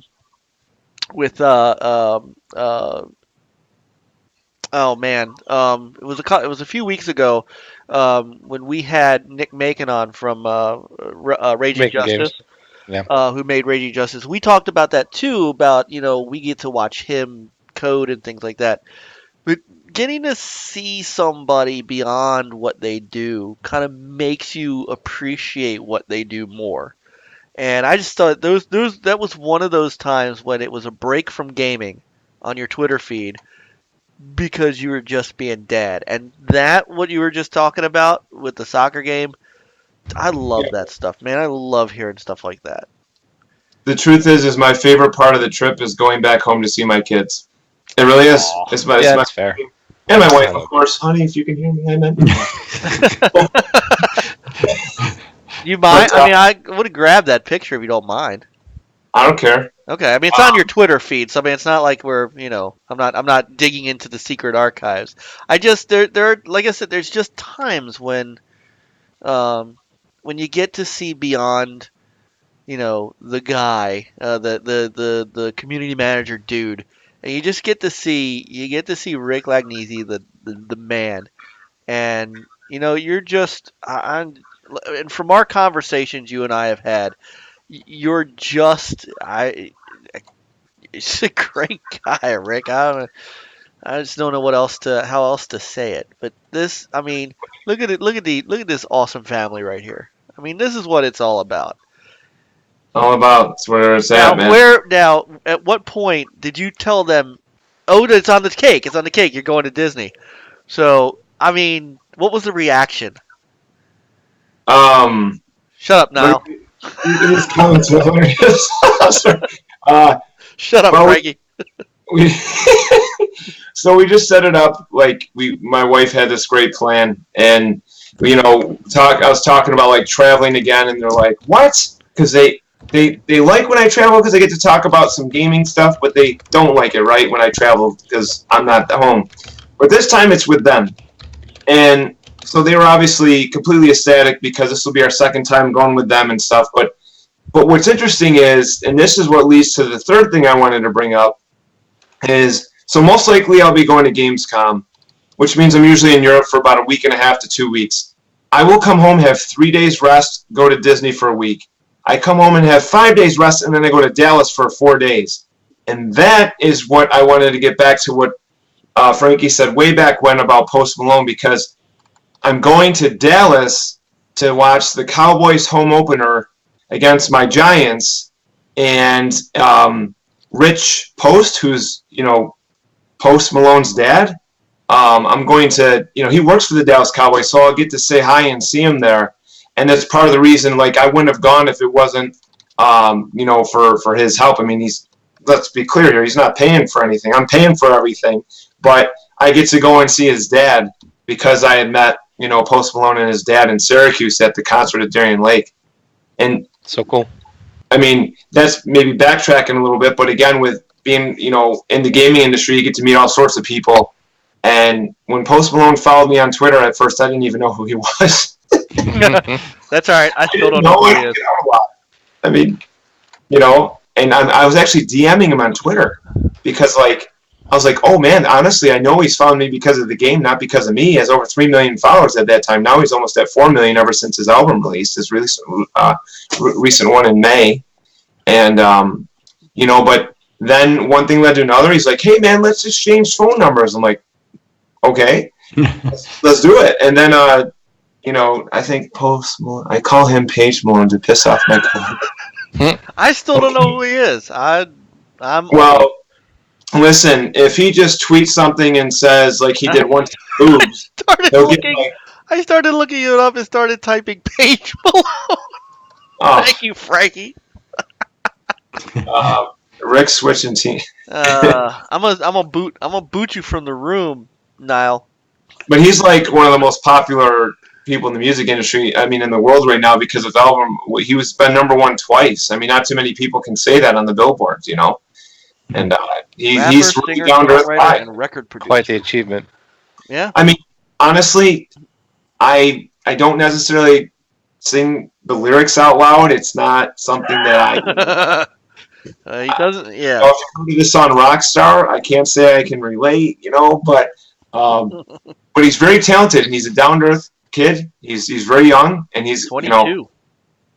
Yeah, it's crazy, but when I actually got to hang out with him before and after the concert, and he loves Kingdom Come. Like, I actually gave him the sword that I had, the limited edition sword, because he has medieval armor and he's really into medieval history. And he was so ecstatic. He was taking pictures with it. It's so funny. Mhm. But then I get to go to Dallas, and then then after that I'm going to Brazil with Warhorse. It's just, it's amazing. I love that because of Kingdom Come Deliverance, and honestly, even Disney, I wouldn't be able to do these things if it wasn't for working with these guys. And I work for Verizon too, but it's an awesome experience, and I love to be able to promote the game because eventually, you guys, let's be honest. I mean, I love that I can text Post Malone and say, "What's up, Posty?" And he's like, "Maji." Okay, that sounds cool. And but even promoting the game, and stuff like that in a legit way. Like I don't like promoting the game just trying to build relationships to promote a game, but it just comes natural. So I love doing the community thing. So hopefully Warhorse keeps me for a while because there's a lot more people I'd like to meet and talk about KCD. Dude, your energy, man. That's the killer part. So that's all right. You know what? Y'all are jealous. That's what it is. They're jealous. They're jealous. So all right. I want to switch gears a little bit because we do have some news to talk about.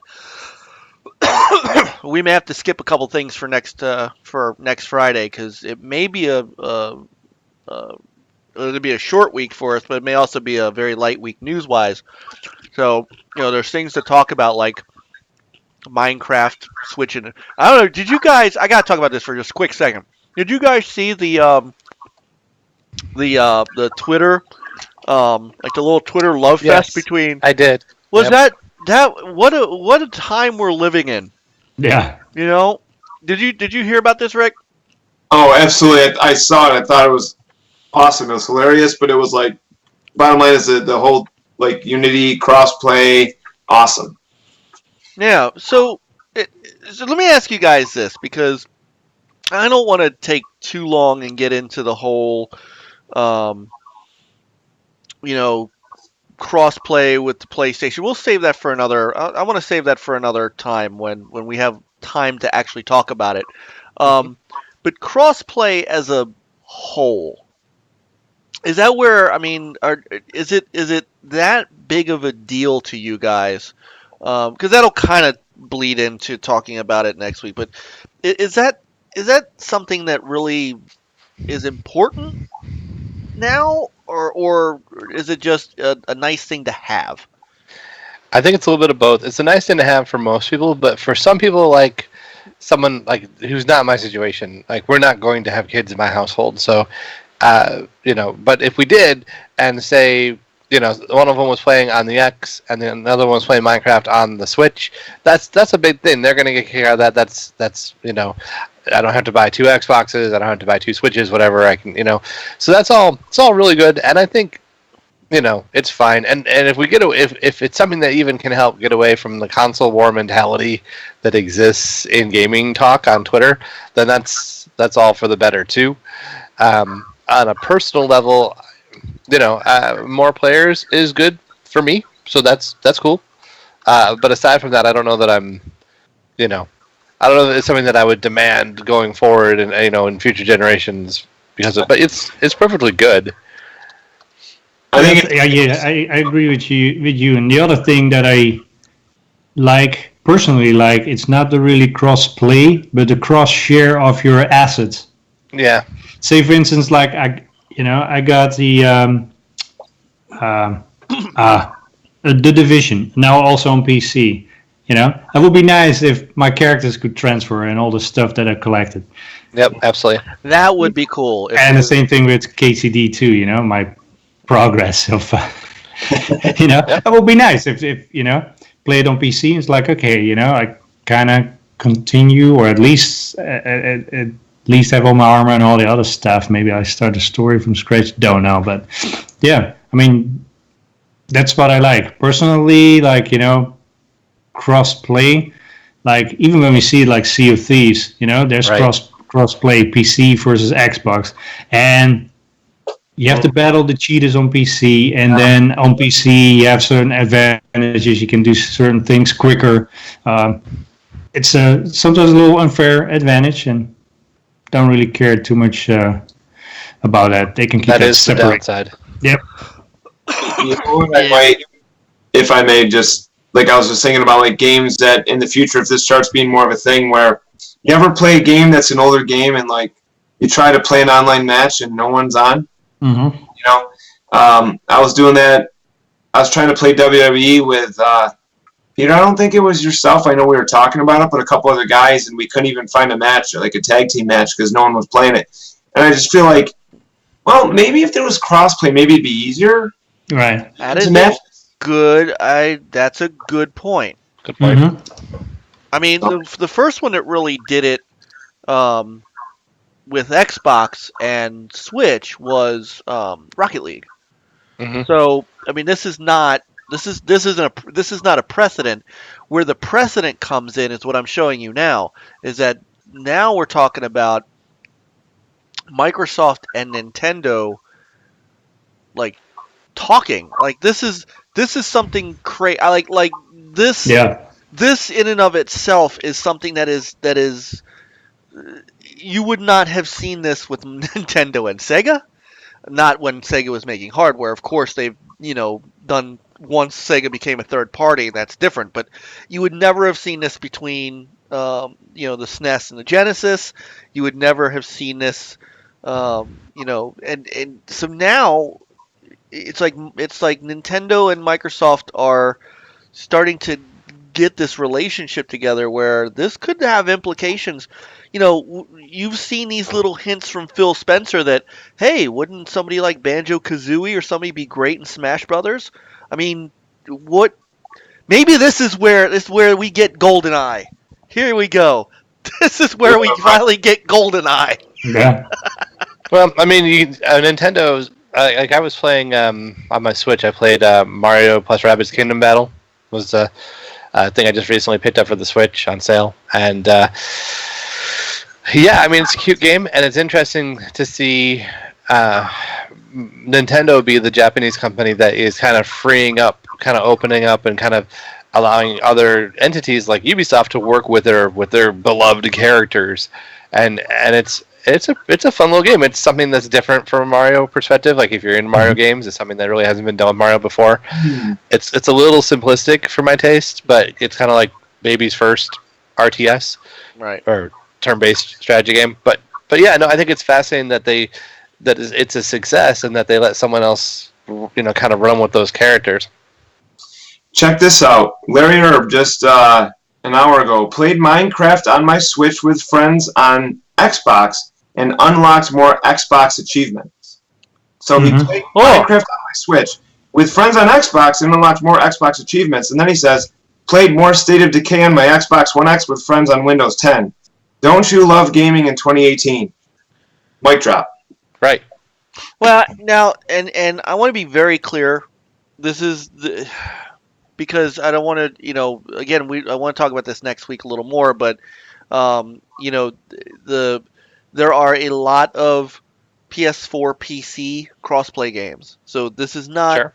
I'm not saying that this is. What I'm pointing out is the fact that you have a conversation here with Microsoft and Nintendo having a conversation back and forth on their official Twitters. Mm-hmm. That is something that is just different. And this could be something. I mean, this could be an issue going forward, as Sam says. The EA is talking about crossplay for FIFA. How in the world are they going to? Who's crossplay? Is it going to be Xbox and PC, and then PS4 and PC, but Xbox also gets to play with Switch? I mean, there's a lot of moving parts here. So we'll get into that a little more next week when we can really hash out that. Because I know I want to make sure we keep the time here. So, I do want to talk about NPD for May because it was a shocker. It was a very shocker. Yeah. So, getting and so here, Rick, again, you can as much as you are able to. You just want to put on your Joe Gamer hat and not be you want to take the warhorse hat off for a minute, and we just talk about the overall landscape here. State of Decay 2 is the #1 game in May. Who saw that coming? Not No one. No one. Literally nobody. Not even Microsoft saw that coming. Nobody Or- saw that coming. Like Yeah. with all the reviews and all the, like I know people were enjoying it. Don't get me wrong. I know Mhm. people were playing it, and a lot of Game Pass, which this does not include. This has Nope. nothing Right. to do with game. This is strictly who bought the game, revenue wise. And keep in mind, it's a $30 game, right? It's 30. Is it Or 30 or is 50 it for 40? collector. Or 50 if you're a collector. But if Right. it just is, hold on. Let me just make sure I'm right. It's not $30. I thought it was. I couldn't remember if it was 30 or 40. But even at that, you're talking about a less than $60 game going up against a whole bunch of other $60 games. Mhm. And oh my God, it's the number one game of May. Well, I'm telling you, it's like I said earlier, it's that Game Pass positive word of mouth amongst people who own the system, giving it a try and saying, yeah, get in here and try this because you got if you have Game Pass, you got nothing to lose. It does and it doesn't matter what. If Joe Blow reviewer, and I know Rick says there's a lot of good people. We know good people. We know Sam. We know good people. But if Joe Blow reviewer, gets into the game and takes the time. Let's say he doesn't have enough time to really get deep into it. Let's say he or whatever, for whatever reason he doesn't dig it. Doesn't matter because we can go on. We can try it ourselves. I think when we look at that and we look at Sea of Thieves, both of those games performed really well in the face of a lot of negative press. But the word of mouth on them from a lot of people who were in them were quite good, and that I think is the strength of Game Pass. Mhm. Agreed. Mm-hmm. Agreed. And Fastback, thank you. It is a $30 standard, $40 ultimate. I mean, and maybe so. Phil's already said a State of Decay 3 is coming, but I'd also like to see what now that Undead Labs is part of Microsoft, what they have coming. And I want to I'm going to shout them out a second time. If you go to tickgn.com or actually it's tickgamesnetwork.com. Sam's got a write up from this afternoon's Iron Lords podcast, and of course you could go to the Inner Circle YouTube channel and check out the podcast from this afternoon. There was some great information, and basically they said the landscape is different now. I mean, things are different now that they're owned by Microsoft. There's going to be there's going to be a lot of cool stuff that's going to come. And so I'm excited. I'm going to try to get back into that game. If I can stop playing Super Mega Baseball for a minute, because I do want to play it. So Yeah, they fixed your flashlight issue, so that's what I heard. That weird Yeah. flashlight issue. So congratulations to Undead on 2 counts. Number 1, they become part of Microsoft Studios, which is a big thing. And 2, they become the number 1 game of May. Now, is that going to stick? I don't know. Man. I mean, Yeah. you gotta be fair here. Sea of Thieves didn't stick. Sea of Thieves came out strong, but it hasn't had legs yet. I'm hoping that It charted for like a couple of months though. I only think it charted 1 month. I have to go back and I'll look at our last couple of shows because we've had it, but I think it only charted 1 month. Now they've got DLC coming too, so people could get back in, and maybe that word of mouth will help. The Hungering Deep was really cool, so maybe that helps out a bit. But now, Rick, have you played this at all? The State of Decay. Yeah. I gotta be honest with you guys. The first one I bought and somehow thought it was multiplayer or co-op, and I was so frustrated I never got back to it. So I'm like, okay. I went into this one and I played it, and I tried to get into it, but for some reason, for me, I feel like, and this is just me, as much as I love zombie or survival horror type games, it feels like I have to keep track of so much going on, and I don't know. It doesn't click with me enough to really put some time into it, because I think that's also due to the fact that there's so many games out, so I have to really be picky. Like, I don't want to try and find a way to like it. Some games I'll do that, like, are more so back in the day when fewer games were out.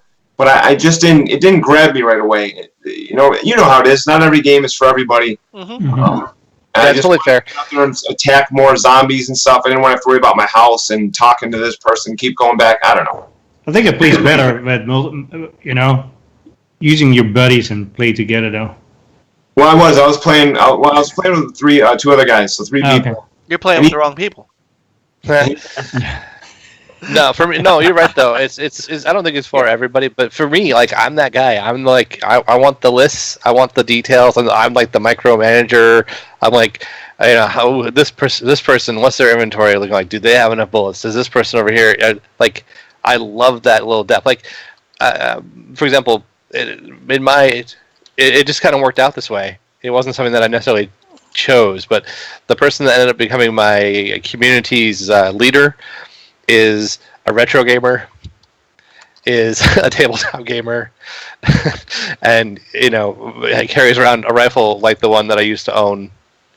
And it just happened to work out that way. That that's what she looted, and I just had her keep it. That's my trusty AR, right? I loved my AR, and of course I love retro games. I'm a tabletop gamer as well. So, but all those little details, every little thing that is mentioned, that she's a tabletop gamer and all that, those all have game effects.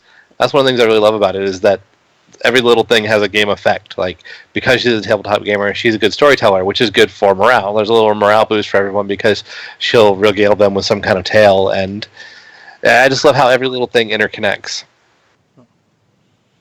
So it's right, yeah. So it's State of Decay 2. A lot of it is more than just killing zombies, and that's But for some people, that is it's part of the allure.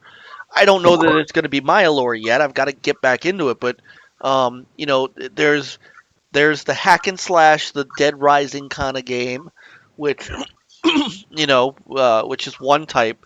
This is more, I guess, Walking Dead style. You got to make sure you sleep and eat, and your car can blow up and everything's destructible and things like that. Community survival management is what it is. Right. Really. It's cool. I just didn't like that my guy got tired too easily, so I had to keep on switching out too quickly. Maybe as you progress, you don't have to do it as much.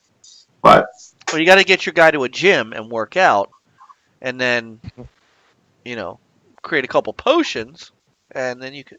I'm sorry, I get wrong game. Well, he's calling you a dragon and fly on its back. Also, wrong game.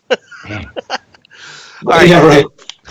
So congratulations to State of Decay 2, and congratulations to Undead for just now a couple of months of great news. All right, so rounding out the top 10, no surprise at number 2, God of War 2018, as we're calling it. It's that one's sitting right now somewhere in my Game of the Year mix. I mean, it's just so good. I know Peter and I finally did beat it, Peter. I did. Nice.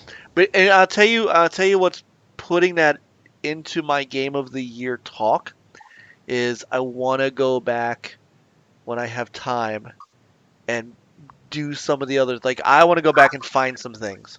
I want to go back and explore some more. And they've got that Game Plus thing, whatever Sony's got coming, whatever they call that thing. Hold on. What do they call it, Peter? New Game Plus or something like that. Yeah, New Game Plus. So they want you to get back into the game, and that's what's putting it. That's what's kind of putting it into my discussion. Oh, so that's number 2. Detroit Become Human is number 3. That's not unexpected. No. Another solid game. I have not gotten it yet. The beta kind of pushed it from a day 1 to a I'll get it when I can. Far Cry 5 is still hanging in there at number 4. Donkey Kong Country Tropical Freeze is sitting at number 5, and I think Frankie said there's DLC coming, Juan. There's Donkey Kong DLC coming to Kingdom Battle. Okay, Kingdom. Okay, so Tropical. Yes, that's right. All right, so Tropical Freeze hits number 5. The juggernaut known as Grand Theft Auto 5 is still sitting there. Yeah, what the heck? Unbelievable. I think Rockstar's making so much money that they keep buying their own game just to keep it in the list. Yeah. Thanks to Shark. It's the ultimate money laundering scheme. I think so. I mean, who doesn't have that game? I mean, I how don't have many- multiple how many I don't. systems Honest and- to God, and do you honestly, need? I don't. One day I might contribute to the. I don't have it. I didn't even beat 4. I got out of it. So, all right. I don't know what to tell you, man. It's number 6. That's just crazy. Yeah. And see Sam saying what I've said. I've said it on this podcast many times. People who buy new consoles buy GTA 5. That's why it just becomes one of those games you get. And the online is that we talked about it when we talked about games as a service. They're not buying it to play they're not buying it to play the story mode. They're buying it to play the GTA Online. Which is just amazing. It really is. Rockstar, just whatever they make. It's like all they need to do is tweet and say hello, 1 million likes or something. They don't have to go to E3. Look at it. They never They did. talk about it, right? They Red never Dead show Redemption 2 was not there at all. Well, They don't need to be. all. They never are. Yep. At all. Rockstar is never at E3. I They mean, need to and save money to buy the copies. We haven't seen jack on Red Dead 2, and it's already going to be the game of October. I'm worried about a game though. Really? I'm wondering it's too much multiplayer shenanigans. Well, yeah, it's And not like the first one, the nice single player long campaign. even if it does have that good single player campaign, it's not going to be supported single player afterwards like Red Dead was. It's going to be Red Dead Online, and you're going to have bull cards and yeah. Oh, Trek coming in late with a technical question for Rick. What's up with that update 1.6, Rick? well, that 1.6, we may be talking more about that as the embargo. Sam knows all about that, baby. So, again, tomorrow there's going to be some cool stuff that's... in fact, check out Sam's stuff, man, on Twitter if you don't follow him. Direwolf is here on Twitter, or on Twitch, yeah. I mean. He is. I think he's at Sam Tolbert. You can put your Twitter feed in there, brother. All right. So let's keep going. Hyrule Warriors. Awesome game. Played it with the kids. Yeah. Mm-hmm. Still. Played it all. Yeah. Very cool. Still in the top 10. Rainbow Six Siege. That game is not. The game's not going anyway. The next GTA. Yep, that game is not going away, and it's Awesome. It is, and it's back in the top 10. I mean, that's crazy. Mario Kart 8 is back in the top 10. Is there Still something? the why best that thing go on back? Switch until Octopath lands. Yeah. Maybe, that's funny.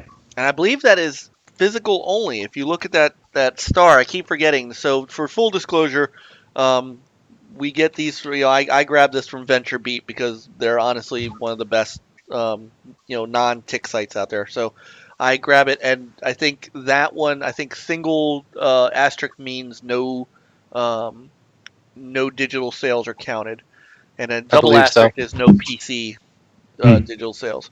All right, so rounding out the top 10 is NBA 2K18, another game that is just not going anywhere.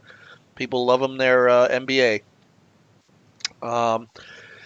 MLB 18 The Show is starting at the bottom 10, the bottom 20 rather. Call of Duty World War II still hanging in there. Super Mario Odyssey and Legend of Zelda still hanging in there. FIFA still hanging in there, even though they just announced FIFA 19.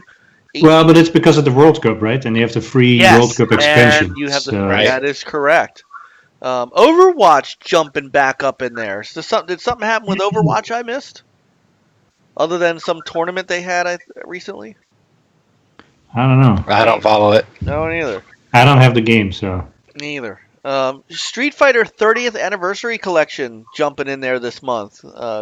Capcom's love affair or love letter to fans of the Street Fighter series. Yeah, I picked that up. Actually, it's actually I think pretty worth it just for the kind of museum and historical content. I know a guy I follow on Twitter, Frank Cifaldi, who I believe is with, and this could be wrong, but he's what's that developer that did the Mega Man Legends? Who did that? It was Digital. Oh, Digital Eclipse. Yes. They had, he with them, and Micah is also tied with him. He did a lot of that historical stuff. And if you're an old school Street Fighter guy like me, because man, I tell you, Street Fighter 2 at the arcades. I mean, Absolutely. Oh yeah. Come on. There's a lot of cool historical value to it that way. It's not expensive either. It's not really. No. Was it $30? Yep. Yeah, and I mean you get Street Fighter 2, 12 Street Fighter games. Yeah, you get Championship Edition, which was, I remember when that came out on the Genesis. Hyper Fighting, New Challengers, Turbo, and then you get Alpha, Alpha 2, Alpha 3, Street Fighter 4, 4-Second Impact, and Third Strike. So you get a ton of content in there. So, and if you've never played the original Street Fighter, it's such an old nasty game, but my God, it's so cool. So, all right. So good on them, Capcom. Thank you. PUBG still gaining steam. I think they said we're now up to 50 million players amongst.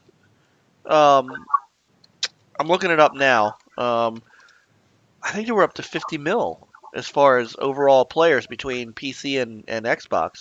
That sounds about right. I'm just looking it up in case I am off on that, and of course, oh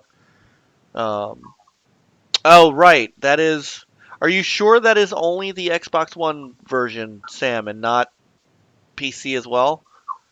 So I don't know what because there's no asterisk there, so I can't really tell. Anyway, Assassin's Creed Origins still hanging in there, and Monster Hunter World, Frankie, still hanging in there. Oh, okay, so you're right. If it's the only reason I was asking if it was physical sales only is because there was no asterisk, so I just wanted to be sure. Yeah, for Monster Hunter World, I played with Frankie and I actually fell asleep. That's how much I don't like Monster Hunter. Well, to be fair, it was late, and that the method of getting into multiplayer is super obtuse in that game. Yeah, I was exhausted already, to be fair. So. Wait a minute, this can't be right. Hold on. Play games in the world. PUBG Corporation, publishers of the trailblazing Battle Royale title PlayerUnknown Battlegrounds, announced today, on the 19th of June, that over 400 million total players worldwide have played PUBG across all platforms. Steam, whatever KO is, DMM, Xbox One, iOS, and Android to date. Okay, so that's across everything. I don't know. So I don't know what it is across just Xbox and PC. I think I had seen something that said 50 million, but wow, that's insane. That's a lot of people playing. That's a lot. Oh, here we go. They're having a sales team.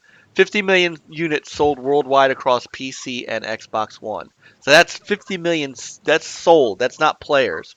That is units sold. So that's impressive. Yeah. That's at least for the temporary time that it's still on the Xbox. That was a winner for Microsoft to pick up. So, and then like I said, Monster Hunter World still hanging in there. So that is your NPD for this month. So, all right. Rick, you still good? I actually wanted to wait for the right time to say it, but I definitely hung in there an extra half an hour. Yes, you did. So that was cool. But I actually do have to bounce, which always sucks because I love being with you guys. This is the first time I've left early, actually. I know. Okay. So what is this? LOL, Rick woke up at the end of the hunt. Yeah, when all the work was done. Because I was going to roll to the retro in case you've got 2 more minutes. Hey, I love watching Juan's retro stuff. You gotta go. You gotta go. It is a short one. It's only like 6-7 minutes this time, just to be fair. I understand. Out of respect for the wife, because I already put. Yep. No. Respect for the wife. Rick, Peter, and I know. Juan and I know this too. Respect for the wife. We appreciate And please thank your wife for letting you come on again. She knows how much I love hanging out with you guys on here, so always good times, guys. Yeah, we appreciate you. So what I'm gonna do is I'm gonna swap over to the retro rec. I'll let you jump out, and then we'll just figure out the cameras when you're gone. So Cool. Okay, thanks hang again, on brother. before we do. Yeah. Everybody Thanks say for coming goodbye by, to Rick. Rick. Thank you for coming, my friend. And once Yeah, again, thanks, man. let everybody know tomorrow is a day for.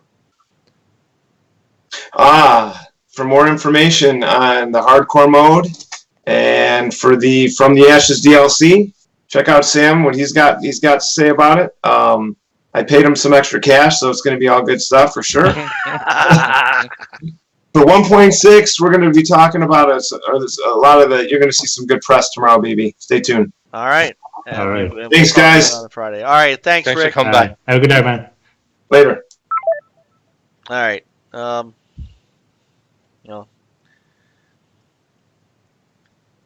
have to redo your window real quick. Cool. So, all right. So I'll do that while we are running your intro, which I actually got fixed. I actually fixed it. Nice. Oh, and actually, hold on, because you guys can't hear that yet. Here we go. Now you will. Brand new logo for you. Like it. Still love that game. Still love all these games. I want another Road Rash so bad.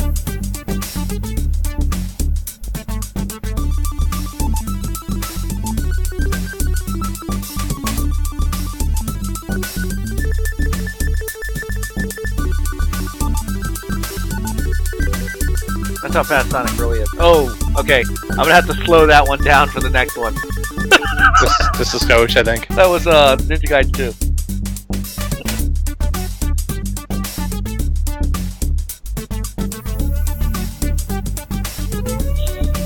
That was funny though. We need Outrun to be in back compat. Yep. We need Outrun, the Xbox version, Outrun 2. The OG. Good old Dizzy. One of these days I'll finish that game. Alright, let's bring it up. Hang on. Yes. Yes. Let me know when I can start. Yep. Go ahead. Today, Retro Rec, the 48th, by the way, we're going to be going back to 1995 on the Sega Genesis with Vector Man, which is something I got into only in the last few years. Missed this one back in the day, 95. It wasn't in possession of a Sega, so it was a nice kind of look back at where they were at this time, and it was developed by Blue Sky Software, who were founded in 1988 by George Kiss, and they made games for several platforms for their 12-year run before they closed due to troubles with their parent company, Titus Software. Systems they produced games for range all the way from the Atari 7800 to the PlayStation. Alongside of Vector Man, most notable titles included Xenophobe, the Jurassic Park Genesis version, and the Shadowrun game on Genesis. It was published by Sega, mounted in 1960, originally as Service Games, officially styled as Sega. Service Games built a business Sega evolved from, started with operating coin-op slots on U.S. air bases in Japan. They developed consoles from 1983 to 2001, but after Dreamcast losses, restructured third-party software dev, and they're still the world's most prolific arcade producer, making over 500 games and 70 franchises on 20 different system boards. The gameplay for Vector Man is a single-player action platform shooter. Players take the role of Vector Man, a humble Orbot, who's tasked with collecting toxic sludge and disposing it in the sun. Part of an entire force of Orbots left on Earth to clean up mankind's mess as they leave to colonize the other planets. Upon returning from a disposal run, Vector Man discovers that Raster, the Orbot that oversees operations, and also the opposite of Vector Graphics, Raster Graphics, has been accidentally connected to a discarded nuclear weapon, which has caused him to go insane, rename himself Warhead, and declare himself a dictator. As such, he begins preparations to revolt against man and destroy them on their return to Earth. Unaffected by the control override, Warhead sent out over the planetary network as he was away, dumping sludge into the sun. Vectorman sets about destroying the network and Warhead to restore peace to Earth. Gameplay consists of 16 levels of platforming and shooting enemies and bosses. Vectorman can fire in all 8 directions, and he can also duck and double jump to succeed at platforming or avoid damage. Along the way, as he destroys the TVs that are used for Warhead's control broadcast, he can find different items, power-ups, a rapid fire gun that also jays off walls, a shotgun weapon that fires a spread of 5 shots that can penetrate walls, a bolo shot that is more powerful and passes through enemies, and that eliminates all the enemies on the screen in a bright flash. Right there in the video, we just saw one of his transformations. He has a few transformations he can do to assist himself or fight bosses. Using the kind of cool animation style of the kind of disconnected orbs that he's made of, gives him that flexibility to transform. He can morph into a drill like we saw, and drill down through certain ore substances. He can become a missile, which launches up and you can bust through ceilings in certain areas. In aquatic areas, you can take on a fish shape for better ability underwater. He can also power up a shield, a bit of brief invulnerability. And there are also 3 stages in which Vectorman assumes a different form for the purpose of fighting a boss. So, like the second stage, he's on a rail, and he's kind of like a locomotive with a cannon, and he's fighting a boss that's on a rail, hanging onto it. There's 3 things like that. Vectorman uses rendered 3D models in its level and character designs, giving a smooth, computer-generated feel. The use of this technique is kind of similar to what Nintendo did with Donkey Kong Country around the same time, so it's considered to be kind of the answer to it. Both of them provide vision of the console capable of just Vectorman introduced a new Genesis programming technique called vector piece animation, and this means that the character model is actually made of 23 individual sprites that are all animated and programmed to move in unison to give you the characters' motions and animations. It was announced with a play-to-win promotion. Sega held a promotion for that, offering players a chance to win $25,000 and many other prizes, including several $10,000 prizes or free Sega Saturn consoles. Upon completing the game without using any cheat codes, select cartridges would display a flashing "You win" message with a special phone number to call and register at. So if you have one of the lucky cartridges and you beat the game without codes, you have the number to call and register. Grand prize winner was actually 12-year-old from Albuquerque, New Mexico. He collected the $25,000, or parents did, I presume, and a VIP tour of Sega, which would have been so cool back in the day, and a starring role in a Sega TV commercial, which I didn't get to look it up, but I might do that sometime. EGM gave the game Giant Gaming Monthly gave the game an 8.25 out of 10, praising its graphics and animation, large levels, and strong audio. And I'll double down on the audio. The OST is kind of a techno-driven kind of thing, and it's pretty cool. Here we see that boss suspended onto the track and beaten, but the animation of the different arms moving and everything, and just kind of the fluidity of it was really kind of impressive for its. When you consider I couldn't say in its day because I didn't play it then, but for its day, it's pretty impressive. GamePro gave it a rave review, and they said your jaw will hang open in amazement of what it can do with 16-bit engine. They gave it a 5 of 5 in graphics, control, and fun, and a 4.5 in sound. Both publishers awarded it the best Genesis game of 1995. Strangely scarce in the listings of eBay and Amazon. It's hard. There's not a ton of copies listed that I saw for the original game. You see more of the second one, but the ones that can be found are between $8 and $14 for just a cartridge. Some of the boxed copies are there too, up into $30, $50. I bought a secondhand shop for I want to say around $12. for just the cartridge itself, and it's definitely a great addition to the a Sega library if you're looking to build one. If you're looking to do that little retro collection like I've got going on, it's a great kind of a late generation game for that console, and fun to play. It's pretty solid. So that is why it is this week's retro recommendation. Nice. And Neat. you can get it. Oh yeah, it's gone several different It's several collections. And The newest collection that's out, that's the Sega Genesis collection that's coming to, that's PS4 and Xbox One. That is also in there. Not only is that one in there, but Vector Man 2 is in there as well. Yep. So, all right, awesome. Thank you very much. I'm gonna try to do this as easy as possible here. It's gonna be a little. Hang on. This is gonna be a little out of the realm since Rick did have to roll out, and we appreciate him Sticking it out sticking for around. sure. Yeah, I'd forgotten that he had said he needed to go. So we're gonna come back here. Hang on. Come on.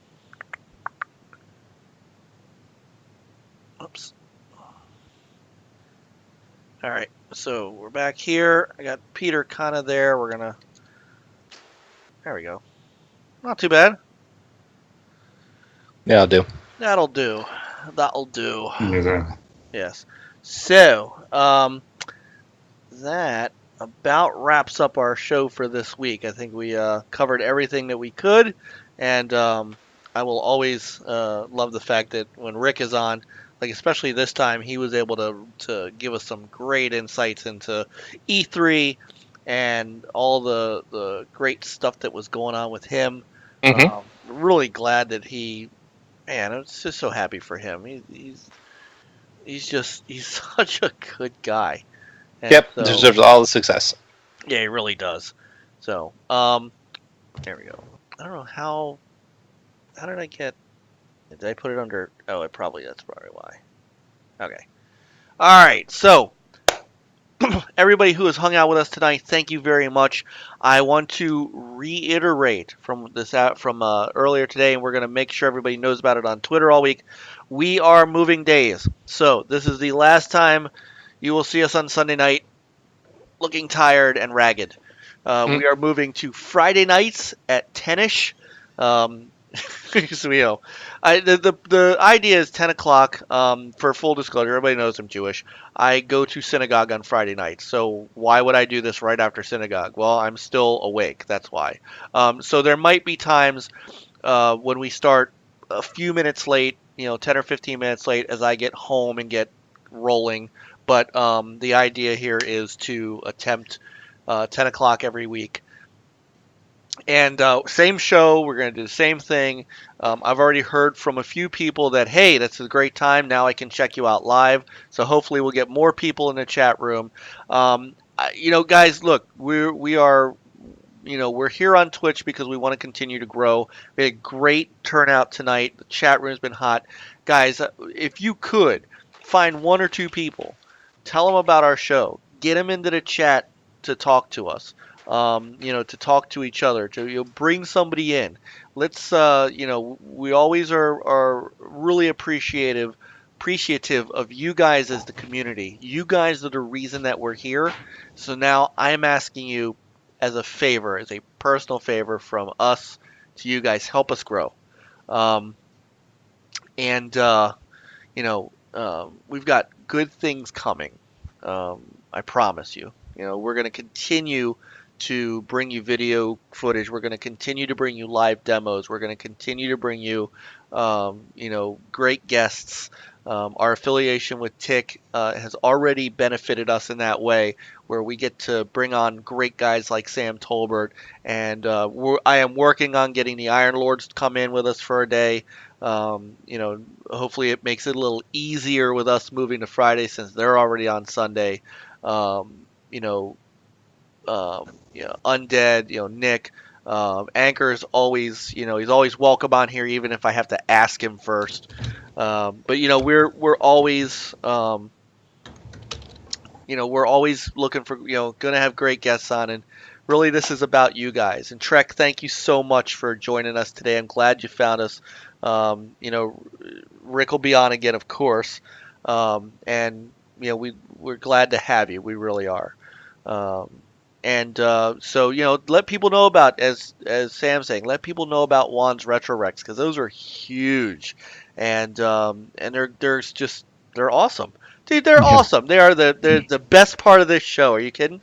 And we're gonna come back with our games of the week and our backlog games and the whole 9 yards, as we come out of E3. But bring a friend. But at the same time, I just want to say, thank you guys. And Peter and Juan, thank you. And Nate, I know you've got a thing tonight. You're going to be on with us next week. I know you're going to see us later. Thank you, Frankie.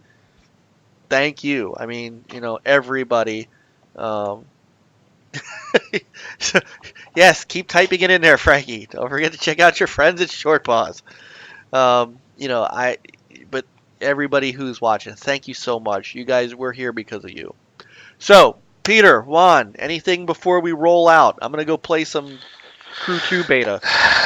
There was something, but now it's slipped my age mind. There was an update for something. I don't recall what it was. Not the Avatar update. Yeah. Well, I guess we'll have to figure it out. This came out in Back Compat. Oh, that did happen, yeah. Yeah, that happened. It is the 24th, so there's 2 more nights to get your thrones done if you're a Sea of Thieves player. And now I know where they all are, and I've done them. So if anybody needs, we can try to put together a crew. I know it's tough with trying to be in 2 different crews, but there is an answer. You can. I'd be happy to get in a sloop, go do a Gold Hoarders quest, get a nice little stack of chests on board from a mission, and then we can buy a sloop, have them invite you to the group. Then they sell their stuff. They leave the game. You keep the boat. We are suddenly 2 different crews, and we can go do all that stuff. So everybody needs help knocking it done. Tomorrow is the best day for me because I'm off. So actually, I need to do that then. Come to think of it, because I did the Hungering Deep. I need to do that. Yeah. So there's some solo ones that we can do together, and then if we don't find help doing that, then we can do it. That we can get someone to maybe sell us a sloop, or we could get lucky like we did last night with me and Fast running into Nate and HEK just randomly at a server. Yeah.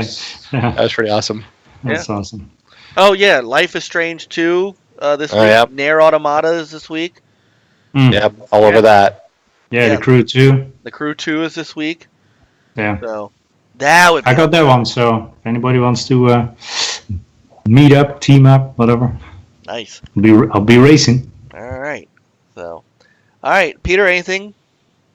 No, I mean I played the Call of Duty Modern Warfare. Yeah, you've been all over that. And I did the campaign in Veterans, and I just finished it 2 days. So another one on the list. I whipped out table tennis, by the way, just to let you know. I did that. Table tennis. Table tennis. I forgot how good that game is. It's legit. Yeah, but it's not online though. It's not online, but and that's such a bummer. I know it is a bummer. So, all right. So I think that covers everything. So we're gonna get out of here. Thank you everybody so much. We will see you Friday night, 10 p.m. ish. Here on the NLG show. We're going to try to get back to doing some streaming too. But in the meantime, everybody have a great week and play on, gamers. Game on.